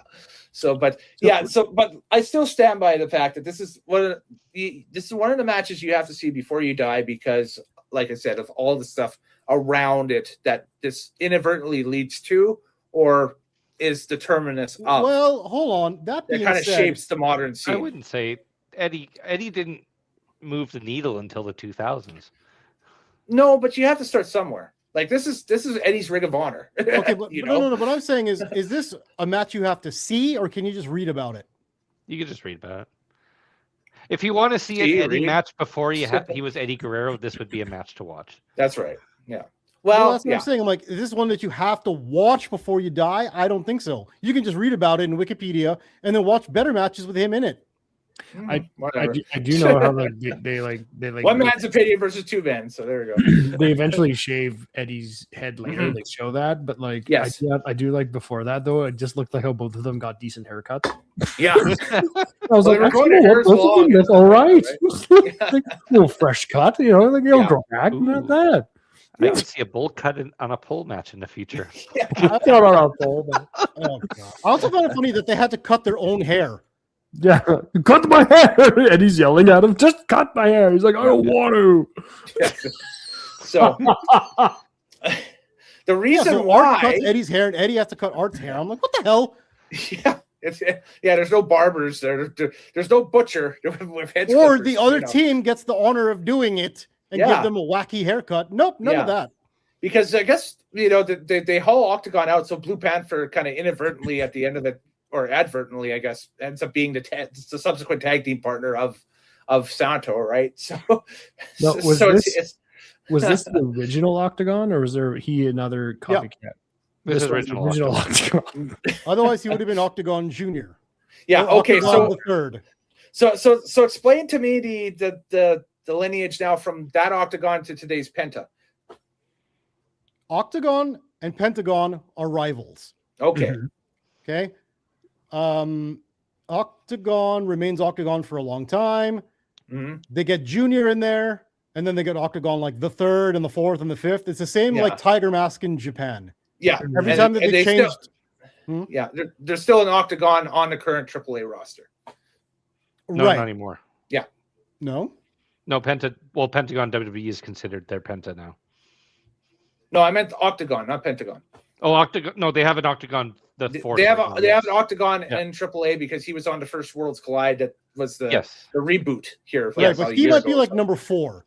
he is And number at 4. some He's not being and at some featured. point they just reset and let you be number 1 again because too much time has passed and there's too many numbers. Yes. It's kind of just at their discretion. El Heel, Del Heel, Del Heel, Del Heel, Del. Right. El Villain number 7. Yeah, once you get to like And then that one ends up just being a mini. So it's El Heel, Del Heel, Del Heel, Del Heel, Del Octagon Cito. yeah. Oh god. The son of the son of the son of the little Octagon. Yeah. Yeah, so And he's 7'4" and like 600 pounds. I gotta say, I've never seen the original Pentagon wrestle. I've only seen this current Pentagon. Yeah. Who's Pentagon Yeah. Junior. Penta Mhm. Junior, yeah. So I've never seen the original wrestle Octagon. Penta Zero Mirror. I don't know if I want to see it after watching this. He just kicks him back. Two Mexican guys playing kung fu inside of a wrestling ring. I don't know. It's like that. It's like that math rock band from Quebec with the masks that have taken over the internet and all they do is grunt at each other in between. Engin de Poitrain. Those guys are wild. They're sick. I love them. It's so much fun. I love their music. It's great. Yeah, so we go right to our main event. So our main event is the cage match. Not for anything. It's just a cage match between Pero Aguayo and Conan. And the runtime for that one is 17 minutes and 50 seconds with Pero Aguayo defeating Conan. And this goes back to the beginning of the podcast where I said AAA's roster at this time is this weird mixture of young up-and-coming kids who want the top spot and old established veterans that are hell-bent on keeping their top spot. Yeah. Pero Aguayo is about 45 years old here and long past his I thought he was like 60. Yeah. They age different back then, let me tell you. I don't know why. I just had this thought. I was like, he looks like 2 other wrestlers. And I realized, I said, he kind of looks like the love child of Antonio Inoki and Jimmy No, Snuka. You know who he looks like? It's just like, this is the weirdest thing. You know who he looks like? Remember back in like the early 2000s, CZW brought in this old 80-year-old guy named Gypsy Joe. He looks like Pero Aguayo. So, but anyway, Gypsy Joe was apparently a guy that he looks older than Greg Valentine. Hey, wait a second. Didn't Gypsy Joe get stabbed by New Jack? By Nick Gage. Or was it New Jack? I think it was New Jack. Yeah, you're right. It sounds more like New Jack. That's New Jack. Yeah. Yeah. You're right. Jack likes to stab people. Yeah. He does Yeah. like to stab people. But yeah, so Like, stab people. He So- likes to stab people. I have a bone to pick about this match. Oh, me too. So Lots of bones. I'll air my grievances first. It's a cage match, but WCW, Turner Productions, whatever, decide to basically copy the WWF's rules set for cage matches. So instead of doing a pinfall in the ring, no, it's the first person to escape the cage and go out to the outside and put both feet on the floor. The purpose of the cage match is to stop outside interference from getting in and keeping the two wrestlers that are feuding in the ring to battle to an absolute finish, a definitive victory, pinfall, submission, knockout, whatever. Why do companies in the 90s and in the 2000s, early 2000s, insist on doing this stupid over the top and both feet hit the floor rule? Oh, It's I'll still tell hap- you. Dumb. It still happens today. Didn't Jesse Ventura complain about this a month? He went Absolutely. out the door. At the second Saturday goes night's off main the event on curb. this current reboot. Yeah, absolutely. You can't go out the door. It's a cage match. What a chicken that guy. Damian Priest is. No, because this is what happens when you have people that take over wrestling who never watched wrestling previously, and their only exposure to it is what they've seen on the big stage in WWF. Oh, it's the Hulk. We'll do the same thing that the Hulk did with Bundy at WrestleMania Exactly. 2. They think that's what a cage match is because they haven't seen Same their building, own but- product. Yeah. And they locked the door in this one, so the only way to win is to actually go over the top. Which doesn't, by the way, stop anybody from helping throughout this match with brass knuckles and other weapons being thrown over the goddamn top of the cage. Yeah, what the hell And was by the way, Paraguayer was one of the worst wrestlers I've ever seen main event anything. Because he's about 80 years old here. He He is. tried to do a move to Conan in which he ended up on the top of his neck doing a simple flip. I was like, Yeah. what the hell just happened? I also like that he kept going for pinfalls too. Yes. And there are none. I kept thinking that Paraguayo would have been like old Spanish Stu Hart in there. "Yeah, come here." He reminded me of old Stu Hart, to be honest. And Conan's just like, why am I in the ring with this Yeah. old Yeah. man? Bro, Yeah. he couldn't hit the rope straight. He was taking curves and stuff. I'm like, what are you doing? Well, you can eventually see why Conan decides to leave AAA in '96 is because of BS like this. Working But there with you this go. guy. Working with this guy. Yeah, that's right. you could be the star of as many Latina novellas and soap operas that you Hey, by can the and way, make all the money with that. But Was Conan It's not already worth it. Max Moon in WWF yet? Or he had not already yet? done his maximum stint. Yes. Oh, that Lord. that punishment was up. I just also want to point out right after he jumps out of the cage and he wins this match, I thought it was so funny how they just cut him on the floor. So And he's just like, "Oh, His comeback was yeah!" his comeback was terrible. Ah, yeah, Viva Mexico! Yeah. No, no, no, no. he's doing a Chewbacca celebration for Return of the Jedi. Return of the Jedi. Yeah. This looks like this old man that's so disoriented. They're like, "What are you doing under your bed?" Go back to the hospital room. And he's like, Yeah, exactly. I So- do not understand. This guy was getting a cheer by the crowd like he was friggin' Ric Flair. this guy, Yeah. And he's the worst. he was so over. He Yeah. was so over with this crowd. Yes. Yeah. Like, how is this happening? Why is this happening? It was so good. Yeah. There's like legit fan heat going on. Like Conan, they hit the crowd because They want to Oh, kill Conan God, and yeah, Eddie. absolutely. Yeah. it looked Yeah, like they were because- like getting something back from the fan. Like the fan The, took something. the fans want to rip into Los Gringos Locos because they're outside the ring. Because don't forget, Madonna's boyfriend is out there again too. So Spicoli is out there. Okay, Yeah. can we also talk about how there was the point where Picture. the match is over. The match is over. Paraguay Oh, okay. drops the suitcase. And he Yeah. just runs up and he just hits Madonna's boyfriend. And the Madonna's boyfriend just turns around like, "Who the fuck?" And then sees that it's Paraguay and goes, "Oh," and starts selling his back. Like, Yeah. "Oh, you got me." Because at first I was like, "Who the fuck hit me with a suitcase?" Well, And then he does it to Eddie. And he's around like, I'm not selling this. Fuck Eddie's not even corpsing at this point. He's Eddie's just smiling I at him think like, Eddie is frustrated and done. yeah. yeah. Oh, it was so funny. Well, he's frustrated because they just did the frickin' launch for the December pay-per-view that never happens. So he's frustrated that, oh, this is going poorly off this launch, and this is supposed to be such a heated, end of it, right? That's And I'm sure he didn't want to cut his hair either because he grows it long No. again. yeah. That's the. And by the time he hits his debut match in ECW, that mullet is back. So, so I mean, by the way, it's- can we also talk about how Conan gets some brass knuckles in this fight and it does not knock the man out? yeah, Paraguay has Size of his head. A bigger head than has me. all the HP. Yeah, the one shot when Conan was grinding his skull into the cage and you saw that nasty gash. yeah. Yeah. That Did was you gross. also see when Paraguay stopped like feeding him into the cage and Conan just hit himself into the cage a couple Yeah. times? Yep. So this is This is my Simpsons reference of the entire match. So, Los Gringos Locos, they're in a picture-in-picture. They're watching what's happening in the ring and that stuff. And it's Eddie and Luis Piccoli. They see what's happening. They take off. They run through the back, and we see they cut away to the back and that stuff, and they run out to ringside. They throw a Coke at Pero, who's trying to climb out of the top of the cage, right? What's with the souvenir jacket gang that hits the ringside?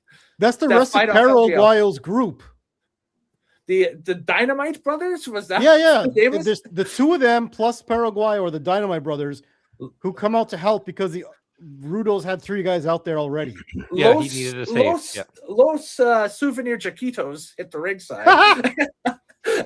And there's my Simpsons reference right there. Nice. And they fight off. I'm like, who are these people? just random people from the Hard Rock Cafe show up, and then Pero does a body slam, an elbow, and wins. I'm like, yes, that's the comeback. That's the finish. This thing, okay. I also want to point out, you said how old is Pero Aguayo in this match? 45. Okay. Oh my god. He wrestles like he's 70. I want you to know something. You know who's 45 years old right now and still wrestles? Randy Orton. Claudio. Oh, Claudio. Yeah. Claudio. Dolph Ziggler. Mm-hmm. The Miz. The Miz, yeah. Pero Aguayo.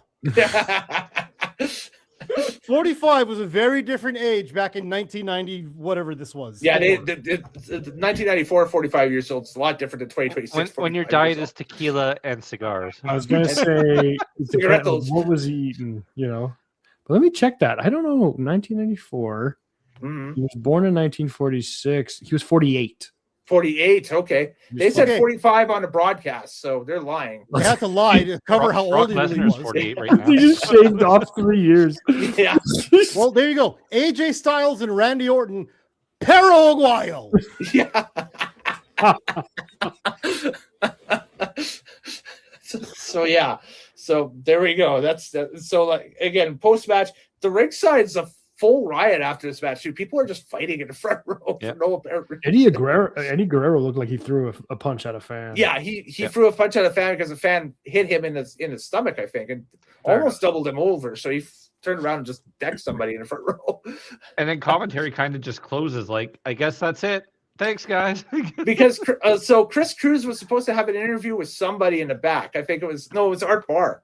And he was going to run to the back to interview Art Barr, and then Mike Tenay's waiting, and he's like, "Well, I guess that's it, folks. We'll see you next time." Don't forget to check out WCW Flair versus Hogan. Yeah, champions, yeah. The Clash of Champions with the Avalanche, because the they Butcher kept promoting and that. Kevin Sullivan versus Hogan and his gang of. They kept promoting it throughout the night, and everyone kept ignoring it because no one has brought it up yet. Yeah. That's because Mike Tenay's so quiet. That's right. So, but that's the pay-per-view in more than a nutshell. That's it. So that was your selection. How do you That's your selection right there. That was. Mm-hmm. I'm disappointed in you because I was. I gave you 2 matches in your lifetime that you have to see. One from Japan and this one. Yeah, that's true. That's true. That's true. So. Also, main event, Meltzer gave it 3.5 stars. Ah, okay. Yeah, so it was his weakest match of the night. What did he give the entire card?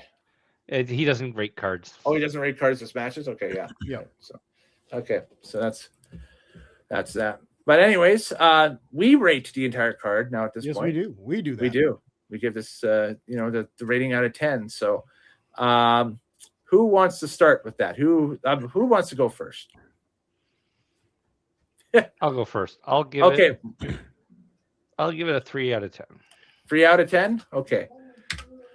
We've seen worse lately. Yeah, we have seen worse lately. Yes. I mean, we've watched pay-per-views where people are legit killed during the pay-per-view. We've seen pay-per-views where just the matches suck. We've seen pay-per-views where people in banana costumes get flipped off the top cages. So. Oh, and I'll tell the Undertaker right now to rest in peace. We'll go with Fraser. What are you giving the show out of 10 here? I'm giving it a 4 out of 10, and that's mostly because of La Parka. La Parka brings the ratings. Yes, Yep. L.A. Park. Gotta love the L.A. Park. So there we go. I will just to change things up. I'm going to give it a 5 out of 10 because How is this passable? I still think that hair versus hair match is historically significant. Historically match? significant. The mask versus hair. The yeah. hair versus mask match. Yeah. Your rubric makes no sense, good sir. I think it's historically significant. If there's 5 matches and one of them gets a perfect, that's only 2 points. Exactly. That's how marking works. I think our point system is basically like whose line is it anyway? The point. I rated It's like, I feel this. I rated this event 14 Ryan Styles. TL, what do you give this pick? I'll agree with the house. This is a 3 out of 10. 3 out of 10. Mostly for the entertainment that is La Parka. Mhm. To see a young Eddie Guerrero. Yeah. To see a quite a hot crowd for Lucha Libre. Yeah, the crowd's hot throughout. Like, there's no Mhm. dead pause spots. For And I guess the historical significance of this is what AEW looks like. well, eventually In terms morphs of into- the triples matches, and everything's a Hurricane Rana, and everything's a flip, and everything is a plancha and a tope suicida. All this, like that, the second match with the one with Rey Mysterio, that's basically what AEW looks like. To a T. This becomes the first hour of Monday Night Television for about 3 years or 4 years. Basically, this style. So, Can I also add something? which leads to today's style. I want to add something for the kind of maybe the historical aspects of this pay-per-view in particular. Because I just reading this on Wikipedia, but Yeah. there's a lawsuit because of this pay-per-view. I was going to get to that. Yes, Oh, I was Lord. going to get to that. So Go for it. Okay, so Eastern Championship Wrestling, Yeah. they had promoted When Worlds Collide in May 1994 because this event would have been in November of 94. Yeah. So the May 94 one was Eastern Championship Wrestling wrestlers versus, I think, National Wrestling Alliance wrestlers. So NWA wrestlers. Right. You're right. Yeah. So the Eastern Championship Wrestling, they sued WCW for a copyright infringement because of this over the use of When Worlds Collide. Yeah. They settled this case out of court. And as part of that settlement, WCW agreed to supply 3 of its contracted wrestlers for ECW in November 18th of 1994, which would eventually stick. Those 3 wrestlers were Kevin Sullivan, Gary Martel, and some guy named Steve Austin. But he ends up being replaced by Brian Pillman, and that's the first time Pillman and Paul E worked together. Yeah. And then Hey, but Paul Heyman, use Kevin Sullivan and put him in a fun match. but obviously Austin and Heyman still have each other's numbers from when they worked together in WCW, and then later on in 95, Austin gets fired and we get the whole rise and fall of ECW bit with Austin and and Heyman with the impression. Steve Austin's only in ECW for like 4 months. It's barely anything. Yeah, He exactly. goes back to be the ringmaster, and then that doesn't really work. And then he's at home with his wife at the time, who was English, and she's like, drink your tea, Steve, before it gets stone cold. He's like, what? Stone cold? Like, tea before you get stone cold. And he's like, stone cold? Stone cold, Steve Austin. The rest is it. It's such a weird dynamic. Good thing she didn't say Rotten Onion, because he would have been Rotten Onion, Steve Austin. Rotten onions, Steve Austin. I came to town, peeled some onions. They were rotten.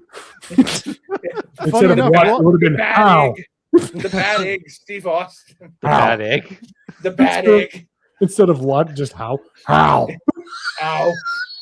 Oh, I'm just picturing if he went with bad egg, they could have done like an egghead gimmick with him, like the 60s Batman.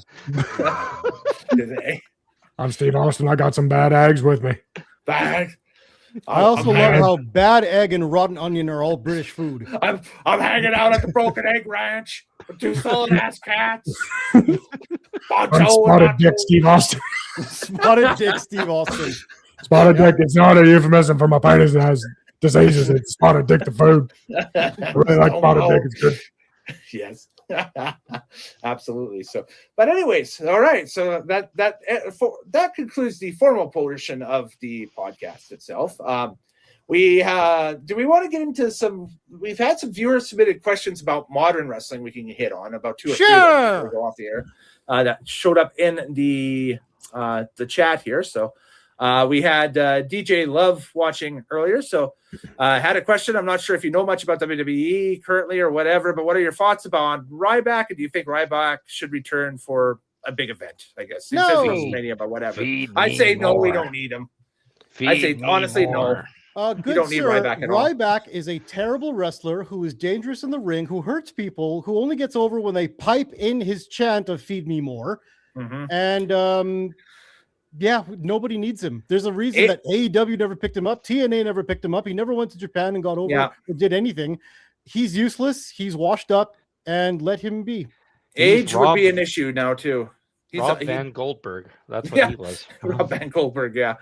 He's he had a solid run. That's basically it. I mean, go back to critiquing online and just stay there. That's it. He's not a Hall of. He's done his time.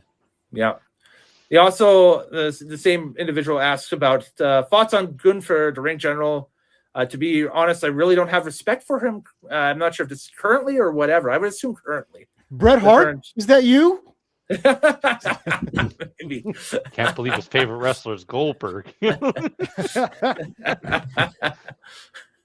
Bill Goldberg ended my career. Bill Goldberg, yes. No good son of a bitch, Bill Goldberg. I don't know. Gunther is a very good wrestler that you could pop into any era and he would be a perfect heel. Yes. You could put him in against Bruno Sammartino. You could have put him in against Bret Hart, Hulk Hogan, Steve Austin. It doesn't matter. He would have been a great heel. The problem is I don't see him as a face in a main event scenario. That's fine. He doesn't need to be. Why does he need to be a face? Not everyone needs to be Big Show. That's a good point. Exactly. If you keep him as a heel, then I guess you're safe. It's if you try to wedge him in as a face somewhere down the line. Nick Bockwinkel was never a baby face. No, of course not. Well, not until he gets to WCW as a commissioner, and then he's just whatever. But Triple H is basically a lifelong heel. They only cheered him when he came back from quad surgery.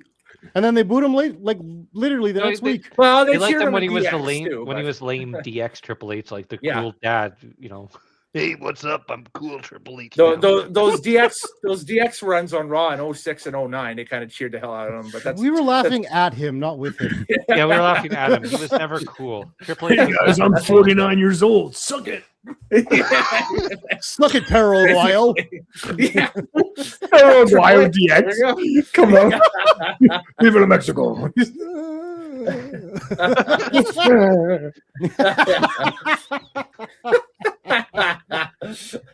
So that's it. Did I have one on that showed up? Something showed up in my private messages on Twitter. I'm just going to grab it that I was saving for tonight if somebody came in. So let's see. I think Dustin sent me on something on Twitter here. Oh, basically asking, So this is from my buddy Dustin on Twitter. Sent in a question, basically asking on the stadium, the pivot for TKO to run stadiums, and if he thinks that's a residual effect of ticket prices right now for WWE going up, and that they're thinking that every event now is based on what they make with the inflated prices at events like WrestleMania, SummerSlam, Survivor Series, etc. That tickets such as the upcoming WWE Summer House Tour through Canada, especially through Alberta, that they can charge. I think I saw somewhere it's $120 or something like that per ticket to get in. What kind of seat are you getting with that? I think this is the upper decks is 120. Fuck that. I'm not going. It's like concert pricing almost. It gives it's more of a commentary, even some of the effects of late stage capitalism and stuff. Yeah, I feel that something like pro wrestling, it's one of those mediums that it works better not in a small venue, right? Because it can work in a small venue. It could work in the Hammerstein Ballroom with ECW and stuff like that. But I think it works. You can do wrestling in a school gymnasium. You can do pro wrestling in a football stadium. Yeah. I remember going to so I've only been to a couple of wrestling shows with you guys, actually, and then I went to Backlash in 2004 when I was a kid. Yeah. And I remember like it was such an intimate feeling being in Rexall at Backlash, even though Rexall's a smaller building, that place felt huge. And the crowd was sold out. It was a sold out show in too. there. I was there. Yeah, it was fantastic. It was a fun night. And I think Ty, were you there too? Backlash, no, I didn't go to floor? Backlash. No. Okay. No. Nope. But yeah, 3 of us. Like I remember that was boom. Mm-hmm. I was crazy. And I remember going to see an Elks game and halftime show during the game. Samoa Joe came out. Actually, yeah, it was Samoa Joe, Al Snow, I think. And he wrestled some local guys. And, yeah, that's true. Yeah, and I remember seeing they had the ring set up kind of in the corner near the end zone during halftime, and I just remember I was like, it was like some pretty cool moves and stuff, but like it I don't know, it just didn't seem the same. I think there's something lost in when you're in those big stadiums. I think there's why a game like football or watching World Cup football, like FIFA, soccer. That like it's a reason it's played on such a big pitch, and that's why a stadium is used. Whereas I think wrestling, because it's a ring, and sometimes it needs to be a bit more intimate, not small, but just a bit like an arena feels a little bit more contained a little bit. I just feel that the stadiums, I mean, unless you get maybe like a crowd like the Ric Flair Inoki match in North Korea, but that was like a once. They were forced to be there. They weren't there willingly. I just feel that the reason why you have all these big stadium events, it's like, it's because they want to sell more tickets. They want to get more money. They want more. It's just about revenue, profit. Yeah. And I feel that, I don't think you have a better showing in, Lincoln Stadium in Philly for WrestleMania. But, I think it's better off to have it in like Madison Square Garden. I mean, like that's probably still like the okay. What about Brian's backyard with 7 people? Backyard wrestling. But I do think that, like, if you were to say, like, Craig, where would you, if I had to like pick a venue, if I had to make my own pay-per-view, where would I put the venue? To me, I'm like the for what I think is the holy grail of wrestling venues, it probably would be Madison Square Garden for me. Okay. Fair enough. TL, your counterpoint? I think we're mixing vocabulary here, because when you said stadium,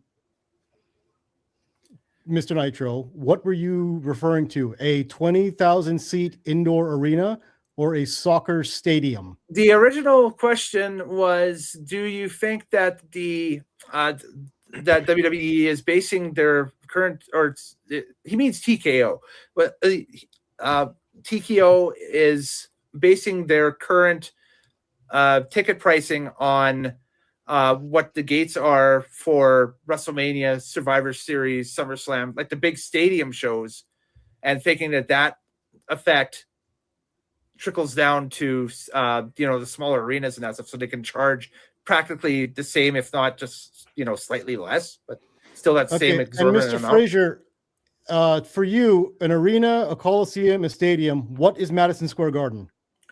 I would say Madison Square Garden is an arena. Yes. Okay. But I'm thinking like an outdoor, like I'm thinking of like MetLife Stadium. Okay. Yes, that is the stadium. That's what I'm. Yeah. So that's my distinction is a stadium is an outdoor arena where you play baseball or soccer, or and football. that's like right, and that's like a 30 to 60,000 seater with a roof. Yeah. An arena is where you play hockey and basketball. That's your 20,000 type of thing. Mm-hmm. Coliseum is an arena. It's the same thing. Yeah. Basically. And so I've seen wrestling where there was only maybe 50 people in a casino. And that is a very intimate setting. And that is an awesome venue. Mm-hmm. It is an awesome venue because when you get 50 people cheering, it sounds like a full out arena. Yes. Yeah. And it all depends on the match quality. I mentioned, I said, like, you can, like a smaller, like a Hammerstein ballroom, like, or a smaller venue, that can still be rocking. And wrestling, I think, works in more intimate. But that being said, Mr. Nitro, you've been in an all-out stadium and watched the WrestleMania multiple times. Yep. And 3 that times in itself is pretty crazy too, isn't it? It is, yeah. It's got its own vibe to it for sure. And then that was the fun part back in the late 2010s, I should say. To your point, TL, and to your point, Dustin, who sent the question in. That was the point of Mania Week back in the day. Was you could afford a ticket package that WWE would sell you that wouldn't break the bank. They had different tiers that you could go and experience it. And your accommodations were set because it was through WWE. You could go, a few days prior, add to the existing hotel stay, by a couple nights or whatever on either side, and go check out some independent stuff while you're in the WrestleMania city and that stuff. You could go and check out Shimmer women's athletes like 2 days out from WrestleMania if you wanted to, or you could go and check out, like the WrestleCon stuff or anything like that. And that had, varying attendances from, 650 to upwards to 1,000 people to, that last time I went in New York, I went to go check out Shimmer, and that was in a nightclub in Queens, and that was maybe 700 people. And then later that night, I went to go see New Japan and Ring of Honor at Madison Square Garden, and that was a sellout. That was 19,000. So, I mean, it played to the same room, right? So my whole thing is, to me, wrestling is like rock and roll, where if you kill it in a pub, you'll kill it in an arena. And let's say you start in a pub and you kill it in the pub. Yeah. And then you go to Old Trafford and you kill it in Old Trafford. Yeah. You get the same vindication and the same reaction as that band. Absolutely. Yes. So it's whether or not you kill it or not. It doesn't matter the size of the venue. That being said, I think what Fraser, what you're getting on is it's more conducive to kill it in the smaller arenas than it is into the big stadiums. You basically have to earn a big stadium. You can't just jump to a big stadium. Yeah. No, and the card and the card has to draw for the big stadium. Yeah, exactly. You can't put the same card that you would draw at the community center, obviously, at Commonwealth Stadium. It's not going to draw the same amount of people, right? So. Yeah, and for the example you said with the Samoa Joe one, that wasn't even a wrestling audience. That was a wrestling event for a football audience. That's right. Yeah, exactly. That's like nowadays when they do the minor hockey like Oil Rumble thing, LPW does every year with the Oil Kings here in town. They're not there to see wrestling. It's just wrestling's happening. There's a certain section of the crowd that's there for the hockey, and then wrestling happens around the hockey, and then that's it. Yeah. Like, funny enough, if for one weird ass reason they had SummerSlam in our football stadium, it would sell out. Yes, absolutely. It would. You would have a whole bunch of people there to watch wrestling live in a 60,000 seat football arena or football stadium. Absolutely. Yeah. But if TNA tried to sell out Commonwealth Stadium for good their luck. pay-per-view, no, they're not getting the lower bowl. No. Well, good luck. I think I was taking a long walk around the park to get to the point of, like, I think that I agree with Ty that if you kill it, you can kill it in whatever venue. I don't think the wrestling matches that happen in the arena are bad. It's I think more about that. I think what the question was I think, are they using more of these stadium shows to like up ticket prices and make more profit than that's the question. Exactly. Are they basing the success of the stadiums saying, okay, we could charge the same at the arenas that we do at the stadiums, or maybe just a little bit less? And so I'll answer that. I'll answer the question being, they have no right to charge stadium money when they're doing non-televised arena shows. That's bullshit. Because you are not giving us the same product as an outdoor WrestleMania as you're going to do for a 10,000 seat hockey arena that has no television, no fireworks, no ads, no extras. They'll probably draw about 4,000, 5,000 anyway when they're here. So that's probably the crowd that they're exactly. But you can't charge you can't charge stadium money for a house show.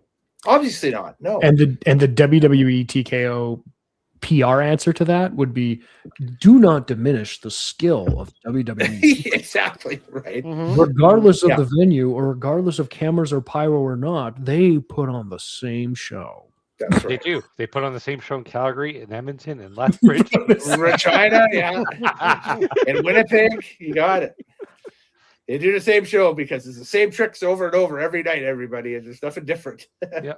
Because nobody wants to get hurt. That's why. Like Exactly. if I'm gonna pay stadium money to go see a match, I want to see Bret Hart Bulldog. Mm-hmm. I want to see that, at least that main event. Yeah, I Maybe want to see. Punk Reigns. I was going to say I want to see Punk Roman. I want to see. I want to see Cody Otis Roman and the Miz. We can do Otis and the Miz for you. Oh Lord. See, and that's the thing. See, like I feel like if I paid $250 and I'm in like lower second deck and I'm still kind of like looking down at the small ring, not like a full football team out there on a field, like I'm just looking at this tiny little ring and I'm just like, and I watch, the Miz versus Mr. Iguana. I'm just like, why the fuck am I? It's just like, I don't want to. You're not paying for, you're going to SummerSlam and you're not paying for Brock versus Brock Oba free or something like that, and then you end up seeing, on the undercard, here's a special attraction, WWE versus TNA. We have Mr. Iguana and the Puppet versus Santino Marella and the Cobra, or something. Basically, what TKO is trying to say is whether you've got Kevin Hart in the Philadelphia Eagles stadium or you get Kevin Hart in a comedy club, you're getting Kevin Hart, so you got to pay Kevin Hart money. That's right. My response to that is you guys don't have Kevin Hart right now in the WWE. Yeah. You don't have that big ass main attraction that's going to be on those house shows. Yeah. I don't think Punk's going to be there. I don't think Roman Reigns is going to be there. No, probably. I don't think maybe Cody Rhodes. Nah, maybe that's a hard maybe though. I think the main event for like you're gonna get Finn Balor, so you're gonna get lots of Finn Balor matches. For something like Edmonton, you'll get like Seth Rollins versus maybe Austin Fury or something like that. That would be the main event. That'll draw money. That's why I really like going to the TNA show. It's Caliber we're looking at. Like, it wasn't that expensive. TNA was good, but they went the opposite other end of the spectrum of too much wrestling over 2 nights. That's the thing.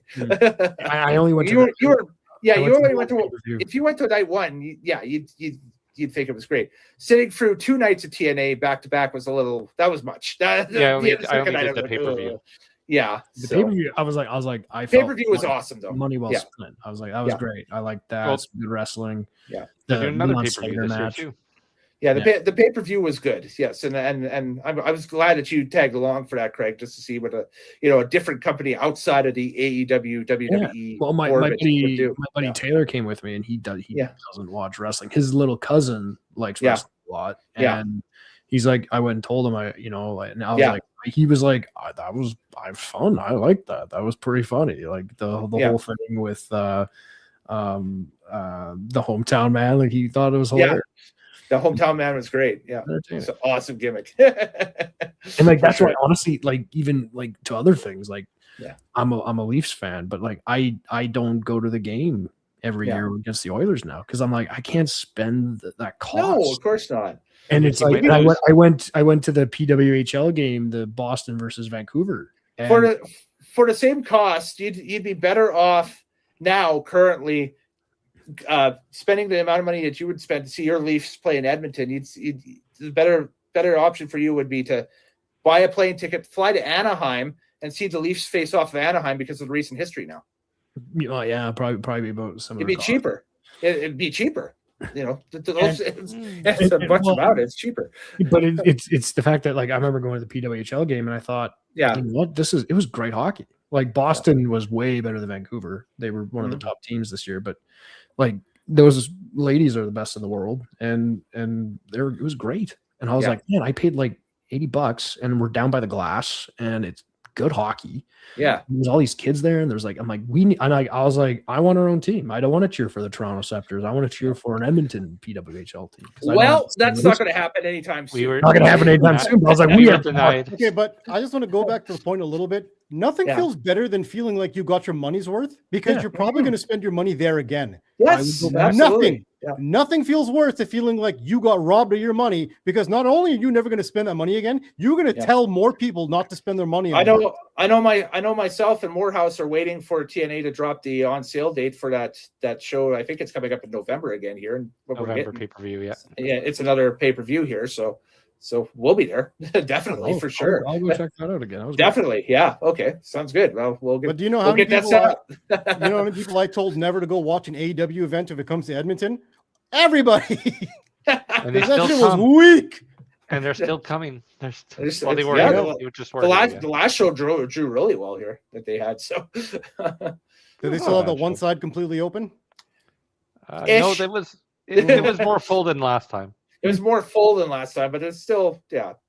It's all bottom bowl that they use, right? Yeah. So No, but when we went, it was all bottom bowl, and Yeah. that One one side side was was open. completely backed out. So they may have had 5,000 people in a 17,000 arena. It was about. I'd say it's about 6 or 7, so about the same. Yeah. Yeah. You know what drew better than that AEW show was that PWHL game. Almost the entire lower bowl and yeah, it was part of the top bowl in there. I had thought about getting tickets for that because I thought, okay, they might be like Oil Kings pricing, something like that. I looked online and I saw it. I was like, whoa, okay, it's sold out and we're already getting $250 a ticket. Hey, all right. Oh, that would probably Resale. some of the resellers. Yeah. Resale. Yeah. So I got Yeah, that. it was sold out. They sold out of the tickets. So that's for why it. you're seeing the resale. Yeah. That's right. It was Yeah. good hockey. I want a team here.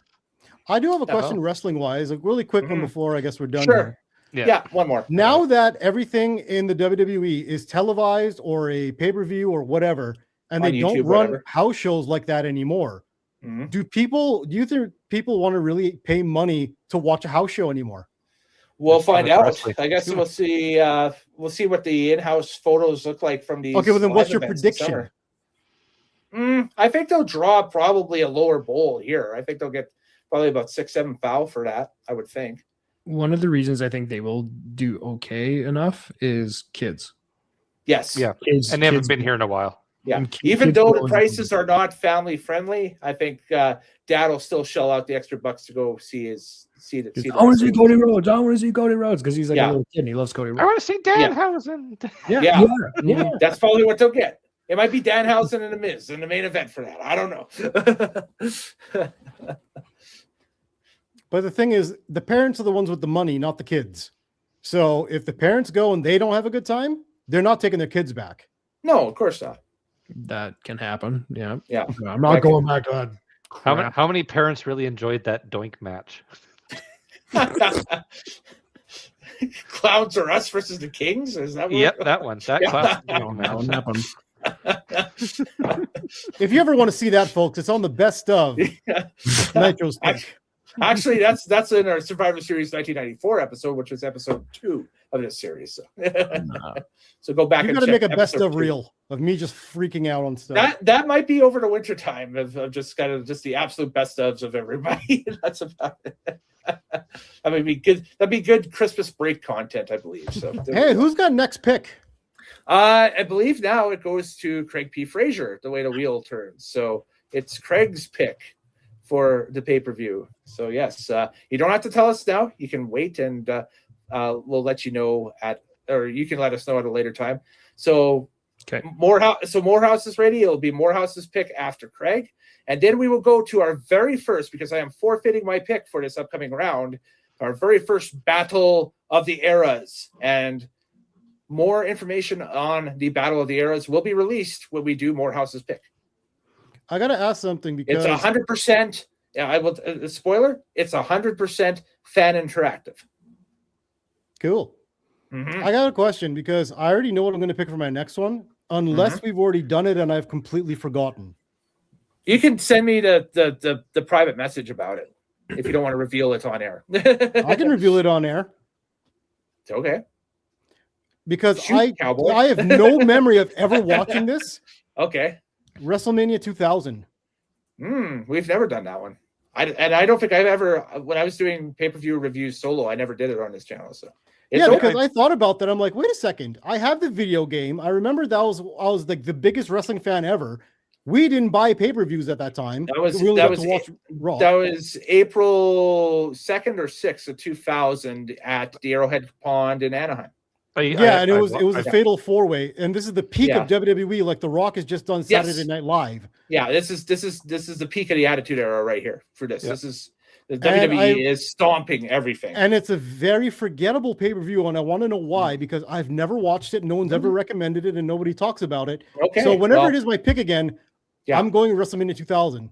Got it. Okay. I will keep that in mind for the upcoming, obviously, Battle of the Eras. I used to have the VHS tape as a kid, so I watched it quite a bit. Oh, did you? Okay. Yeah.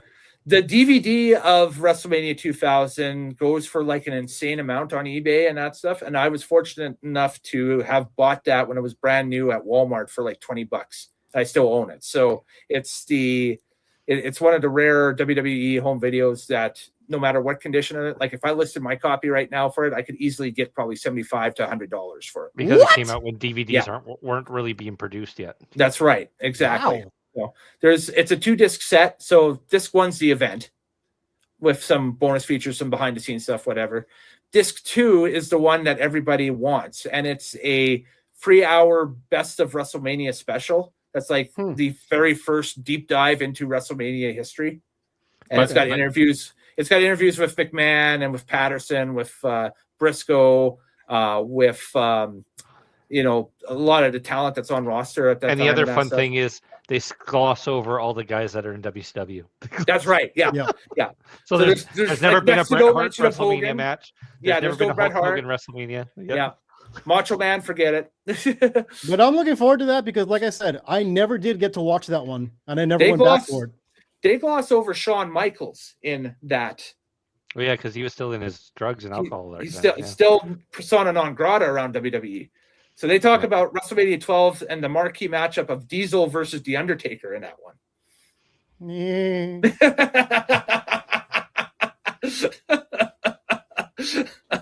So there we go. So anyways, as I was saying, Fraser, it's your pick. You can let us know whenever you see fit to do it. And then once we get that, we will watch the show and we will let everybody know when we are going live for this. Yes. Please, no more Mexican wrestling. I learned my lesson. Never again. More lucha? No más lucha. No más lucha. No más lucha, por favor. Unless you pick Lucha Underground or you pick like modern day AAA, please, for the love of God, no CMLL, no old school AAA, none of that shit. How about the movie Nacho Libre? There you go. And don't forget, we've never had anybody take us up on this offer since we started this in this format. But fans, you can interrupt the wheel. Yes, just email me, nitromaniactv@gmail.com with your choice of a pay-per-view. The only condition is you have to provide a link to the streaming service that it's on, whether it's on Peacock, YouTube, if it's available on wherever it's got to be available for us to find. It's got to be readily available for us to find. And you can make a suggestion to do it. That's the only ground rule that I have, and that's it. So we did it. You can interrupt the wheel. Yes, absolutely. So yeah. So now it's time to plug stuff. Fraser, you are in the start of your summer season with the Dark Ascension LARP. At darkascensionlarp.com, what's going on? Yeah, well, the end of the spring season technically, because this coming week, June 6th at Barr Harbor Camp near Stettler. That is our Tournament of Glory game. So this is a fun game. If you're new to LARP, you want to try it out. This is the one where it's mostly like event based. There will be some story stuff coming at you, but it's mostly like who's the best at duels, who can try archery, and so it's a good place to kind of give a light run into LARP. And we like doing this. Our players like it. So. Still time to register for that at darkascensionlarp.com. And then we're having a nice big break until September because it's way too hot to LARP in September. Question. Yes. Yeah. Oh, yeah. In LARPing, what time or era are you guys LARPing in? Well, it depends on the LARP. Every LARP is going to have there's the typical medieval general LARP. There's like sci-fi LARPs, like there's like Star Wars LARPs, and there's post-apocalyptic like Mad Max style LARPs and stuff. That was when I almost signed up with my buddy about 4 years ago. There was folks out of Calgary. I can't remember what exactly it was, but it was like a cyberpunk type thing. Yeah. So it depends on the game. We in Dark Ascension, we're playing in this alternate world.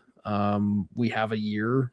It's around 247 LL by one of the imperial calendars. It's medieval style LARP. There's not really like some reenactor LARPs. They'll try to like really reenact a period of history, but I find that those can be like those are some of the ones where like they'll come up to your canvas tent and be like, you guys have an aluminum frame and that's not to the period, and so that's not gonna count. You have to take it down. Like there's that degree of it. Some people really like that because it's like a reenacting based thing, but for us it's just like a medieval time. Yeah, I would love to LARP in the wrong era. I think that would be the funniest shit ever. Like, just to be sci-fi, but then I drop into Zorro would be the funniest shit ever. What's William Wallace doing here? You could, yeah, I like it in concept. There's a way you could do it. There's a way you could do it. If you like, can I walk in with the leather jacket and a half metal mask like Terminator, and you guys are like, yeah, like if you come in with like a Nerf gun and stuff like that, and you're just like you're in like the wrong time. You can't. I am Yofa Saracana. If you came in and you just kind of like walked around and like had genuinely good role play with people, and like you weren't there to like game bust or be like, I'm just here to disrupt shit and be a jerk. Like there's a way you could do it, and it would be hilarious, and the players would be like, that's actually funny. Like this guy was here. Because I like the time travel thing of like you're right. You could come in as the Terminator at any point in time because you're there for Sarah Connor's ancestors. Yes. Yeah. Well, I mean, for like it's like if you're just coming in to be the Terminator, but it's like you could come in as like an android robot kind of character and just be like, you don't tell anybody that, but you're there. But like, I am a cybernetic organism. You could walk around and do that voice the entire time and kind of be a bit more robotic like that, and then people will be like, "Who the fuck is this?" And, like, and they might try to like garrote you or like put you to sleep, and then like they'll do like some kind of ritual, and they'll be like, "All right, so we did a successful ritual on you." The hand on head is like, we did a successful ritual on you. Who are you? And you'd be like, I'm a cybernetic organism that was sent here to hunt down somebody to the hand. It'd be so out, dickwad. It could work. There's a way to do it. Yeah, exactly. Can you please do it? I'm envisioning Terminator beaming in, and then all of a sudden, it's like the first version of Terminator. So the motors, the motor drive or the motor skills haven't evolved past like a snail's pace of walking. So it just cerebral. I'm envisioning him walking like RoboCop from Capital Combat 90, where he's just kind of walking around, just slowly just. I am a Terminator. Oh, gross. I just envision him appearing like every naked Terminator in a blue orb. No, obviously you'd have like the leather jacket on and stuff and the whatever, but you can't go more than like, maybe a snail's pace if you're walking towards something. We did something close to this. The last thing I'll say is we did. So we had a guy. Dead. Wait, stop. We had a guy. We had a guy that used to be in our plot team that left, and it was kind of a weird situation. But he pitched this character that stole a relic from one of the factions that brought it to the game. Oh, and my friend was going to play him in the game, and he's like, "Cool, do you have a name for this guy?" And he goes, "Yeah, it's John D'Admin." And he goes, "What?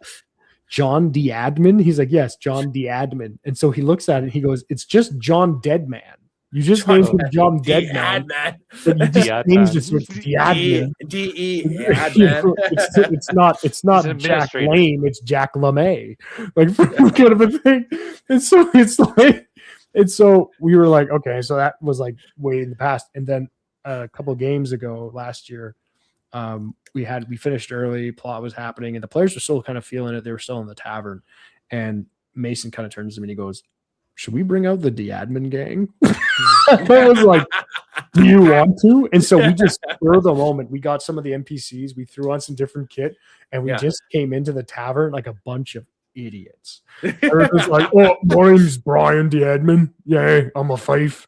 And I got this stupid nasal helm on. I was like, "Yeah, I'm Brian D'Admin." So we had so much fun with it. I would like to come in as Stewie on my time machine. You could do it. People be like, Brian. Oh, I don't think this is where we're supposed to be. Oh no, it's exactly what's supposed to be. We're in the middle of a LARP game in 2016. That's pretty good. That's a really good Stewie. That's a very good Stewie. Yeah, there we go. That's it. So and of course you can reach out to you for more and stuff like that. So of course. Mr. TL, where can they reach you on the socials? At TMLAUTAN, that is TM Loudon exclusively on the Twitter X, where I want the smoke. Pretty X. And you may give me the smoke for picking such a bad pay-per-view. That's fine. Moorhouse, what you got going on, if anything? Just kind of just chilling, Just hanging out and talking with you, Cool. fine gentlemen. Yeah, I think it might almost be time. It might almost be time for me and you to sit down and do another thing. But I'll think about it over the next month or so, and we'll do something. So, yeah, What? Absolutely. What does Him that and I, we kind of do these little side projects once in a while that show up on the channel. So. I don't know if I want to know about this. No? Hey, Ty, I think you and I need to sit down and do a little. I was solo. going to say, It's on the unofficial OnlyFans account. Yeah, exactly. We're just gonna do feet pics. Yeah. Yes, Mr. Actually- Craig, we must go and revisit our college. Actually, That is funny. actually, if Fraser and TL want to do a side project and make it wrestling based, we'll definitely have it on the channel for sure. Like those old apartment wrestling videos in the magazines. Oh, there we go. I can see Mr. TL trying to rant about work rate on Debbie Downer's frickin'. We'll just do a mini series of like I'll be like Kane in the kitchen doing Chef Boyardee. It'll be like a sitcom, or I'm just Kane. So quickly before we go, you wanted to touch on this, Craig. You brought this up, but the Dan Soder, Will Sasso, Chris Van Vliet, Van Vliet. podcast. Van Vliet, whatever. Van Vliet. The Impressions podcast. What was your thoughts on that as a Will Sasso doozy fan and a fan of Dan Soder's work? And I've seen Dan Soder live. Mm-hmm. He's really good, and I honestly think two of the best impressionist comedians late, at least when it comes to doing like wrestling impressions. Was that hour and a half just unhinged? Like that was, it was so it's good. more It was unhinged the than greatest. this. It was the greatest. Just the Macho Man to Jesse Ventura, just the Yeah. and then right to like, you don't know what you're talking about. Yeah, You don't check it know. out at work tomorrow. Hey, Hulk Hogan. Yeah, absolutely. So, for sure. Absolutely. So, and just quickly before you go, I just want to get Governor Ventura's opinion, if I may, about the data center issue with AI and the fact that Americans are building more and more data centers and We're stepping on a soapbox. using. Well, I don't know. Maybe it's got something to do with the government that wants to have artificial intelligence as the only thing that runs this country. How about that? Right, what happened to people? What happened to blood and flesh? Huh? What happened to us? What about universal basic income? I tried to stop this when I tried to start a union in the World Wrestling Federation, and Hulk Hogan sold me out. Well, what about the small town of Frisco, Texas, that had their local water supply cut in like 3/4 because of the Amazon AI Center that opened up? Frisco, Texas doesn't even exist anymore, according to the U.S. Oh, no, they don't. They erased it from the map. They said, "Oh, you don't live here. Do you not pay property taxes?" And they said, "No." Well, then get out of here. How about that? We'll take your water supply. Well, Frisco, Texas has been erased from the map, according. You tell me why. They took the water supply of Amazon is so big. Right? They have their own Amazon River, but they don't use that river. They just use other people's rivers. What is that? What if I went to the Amazon and I set up a Burger King? Mr. Ventura, are you saying you're going to go to the Amazon and open up a Burger King? Or maybe I'll open up 4 Burger Kings. I don't know. I Or maybe know I'll you open 4 Oppressor Canarios. How about that? I'm going to go there and I'm going to open up a Chipotle. Why don't you tell me what I said? You tell me Tell where me I what went. I I didn't say that. I'm going to go back to the Baja. The Baja. The original Baja Blast. Original Baja Blast that I made in 1983 when I was still in the World Wrestling Federation. And it was delicious and natural ingredients made from Rocky Mountain spring water. Instead, here comes the fucking assholes at Mountain Dew, and they kick me out at the knees because Vince McMahon bought stock in the company of PepsiCo, and they took my Baja Blast recipe and bastardized it full of sugar and put it into the stores. At least when we had sugar, it was real cane sugar. Are you Not telling me high why? My Baja Blast was made with real Baja. Yeah. Well, And a little bit of blast. A little bit of blast from the Baja. well, gentlemen, when Worlds Collide, the runtime for it was 2 hours and 10 minutes. We are now at 2 hours and 14 minutes of the review. So for the first time ever in this channel's history, the review is indeed longer than the pay-per-view. So our show is better. Our show is better, damn it. You tell me what's better. I just did. If you're Our such show. a patriot. That's it. Right on. All right, guys. Well, I'll say, hey, thanks for joining me. We'll catch you guys next time here on the channel. We'll catch you next time here on the channel. This has been Nitromaniac TV's Wrestling Unlimited. Do take care. Happy wrestling watching, and we'll catch you next time here on Classic NITRO'S. You got the little man, you got the big man, and you got the bigger man.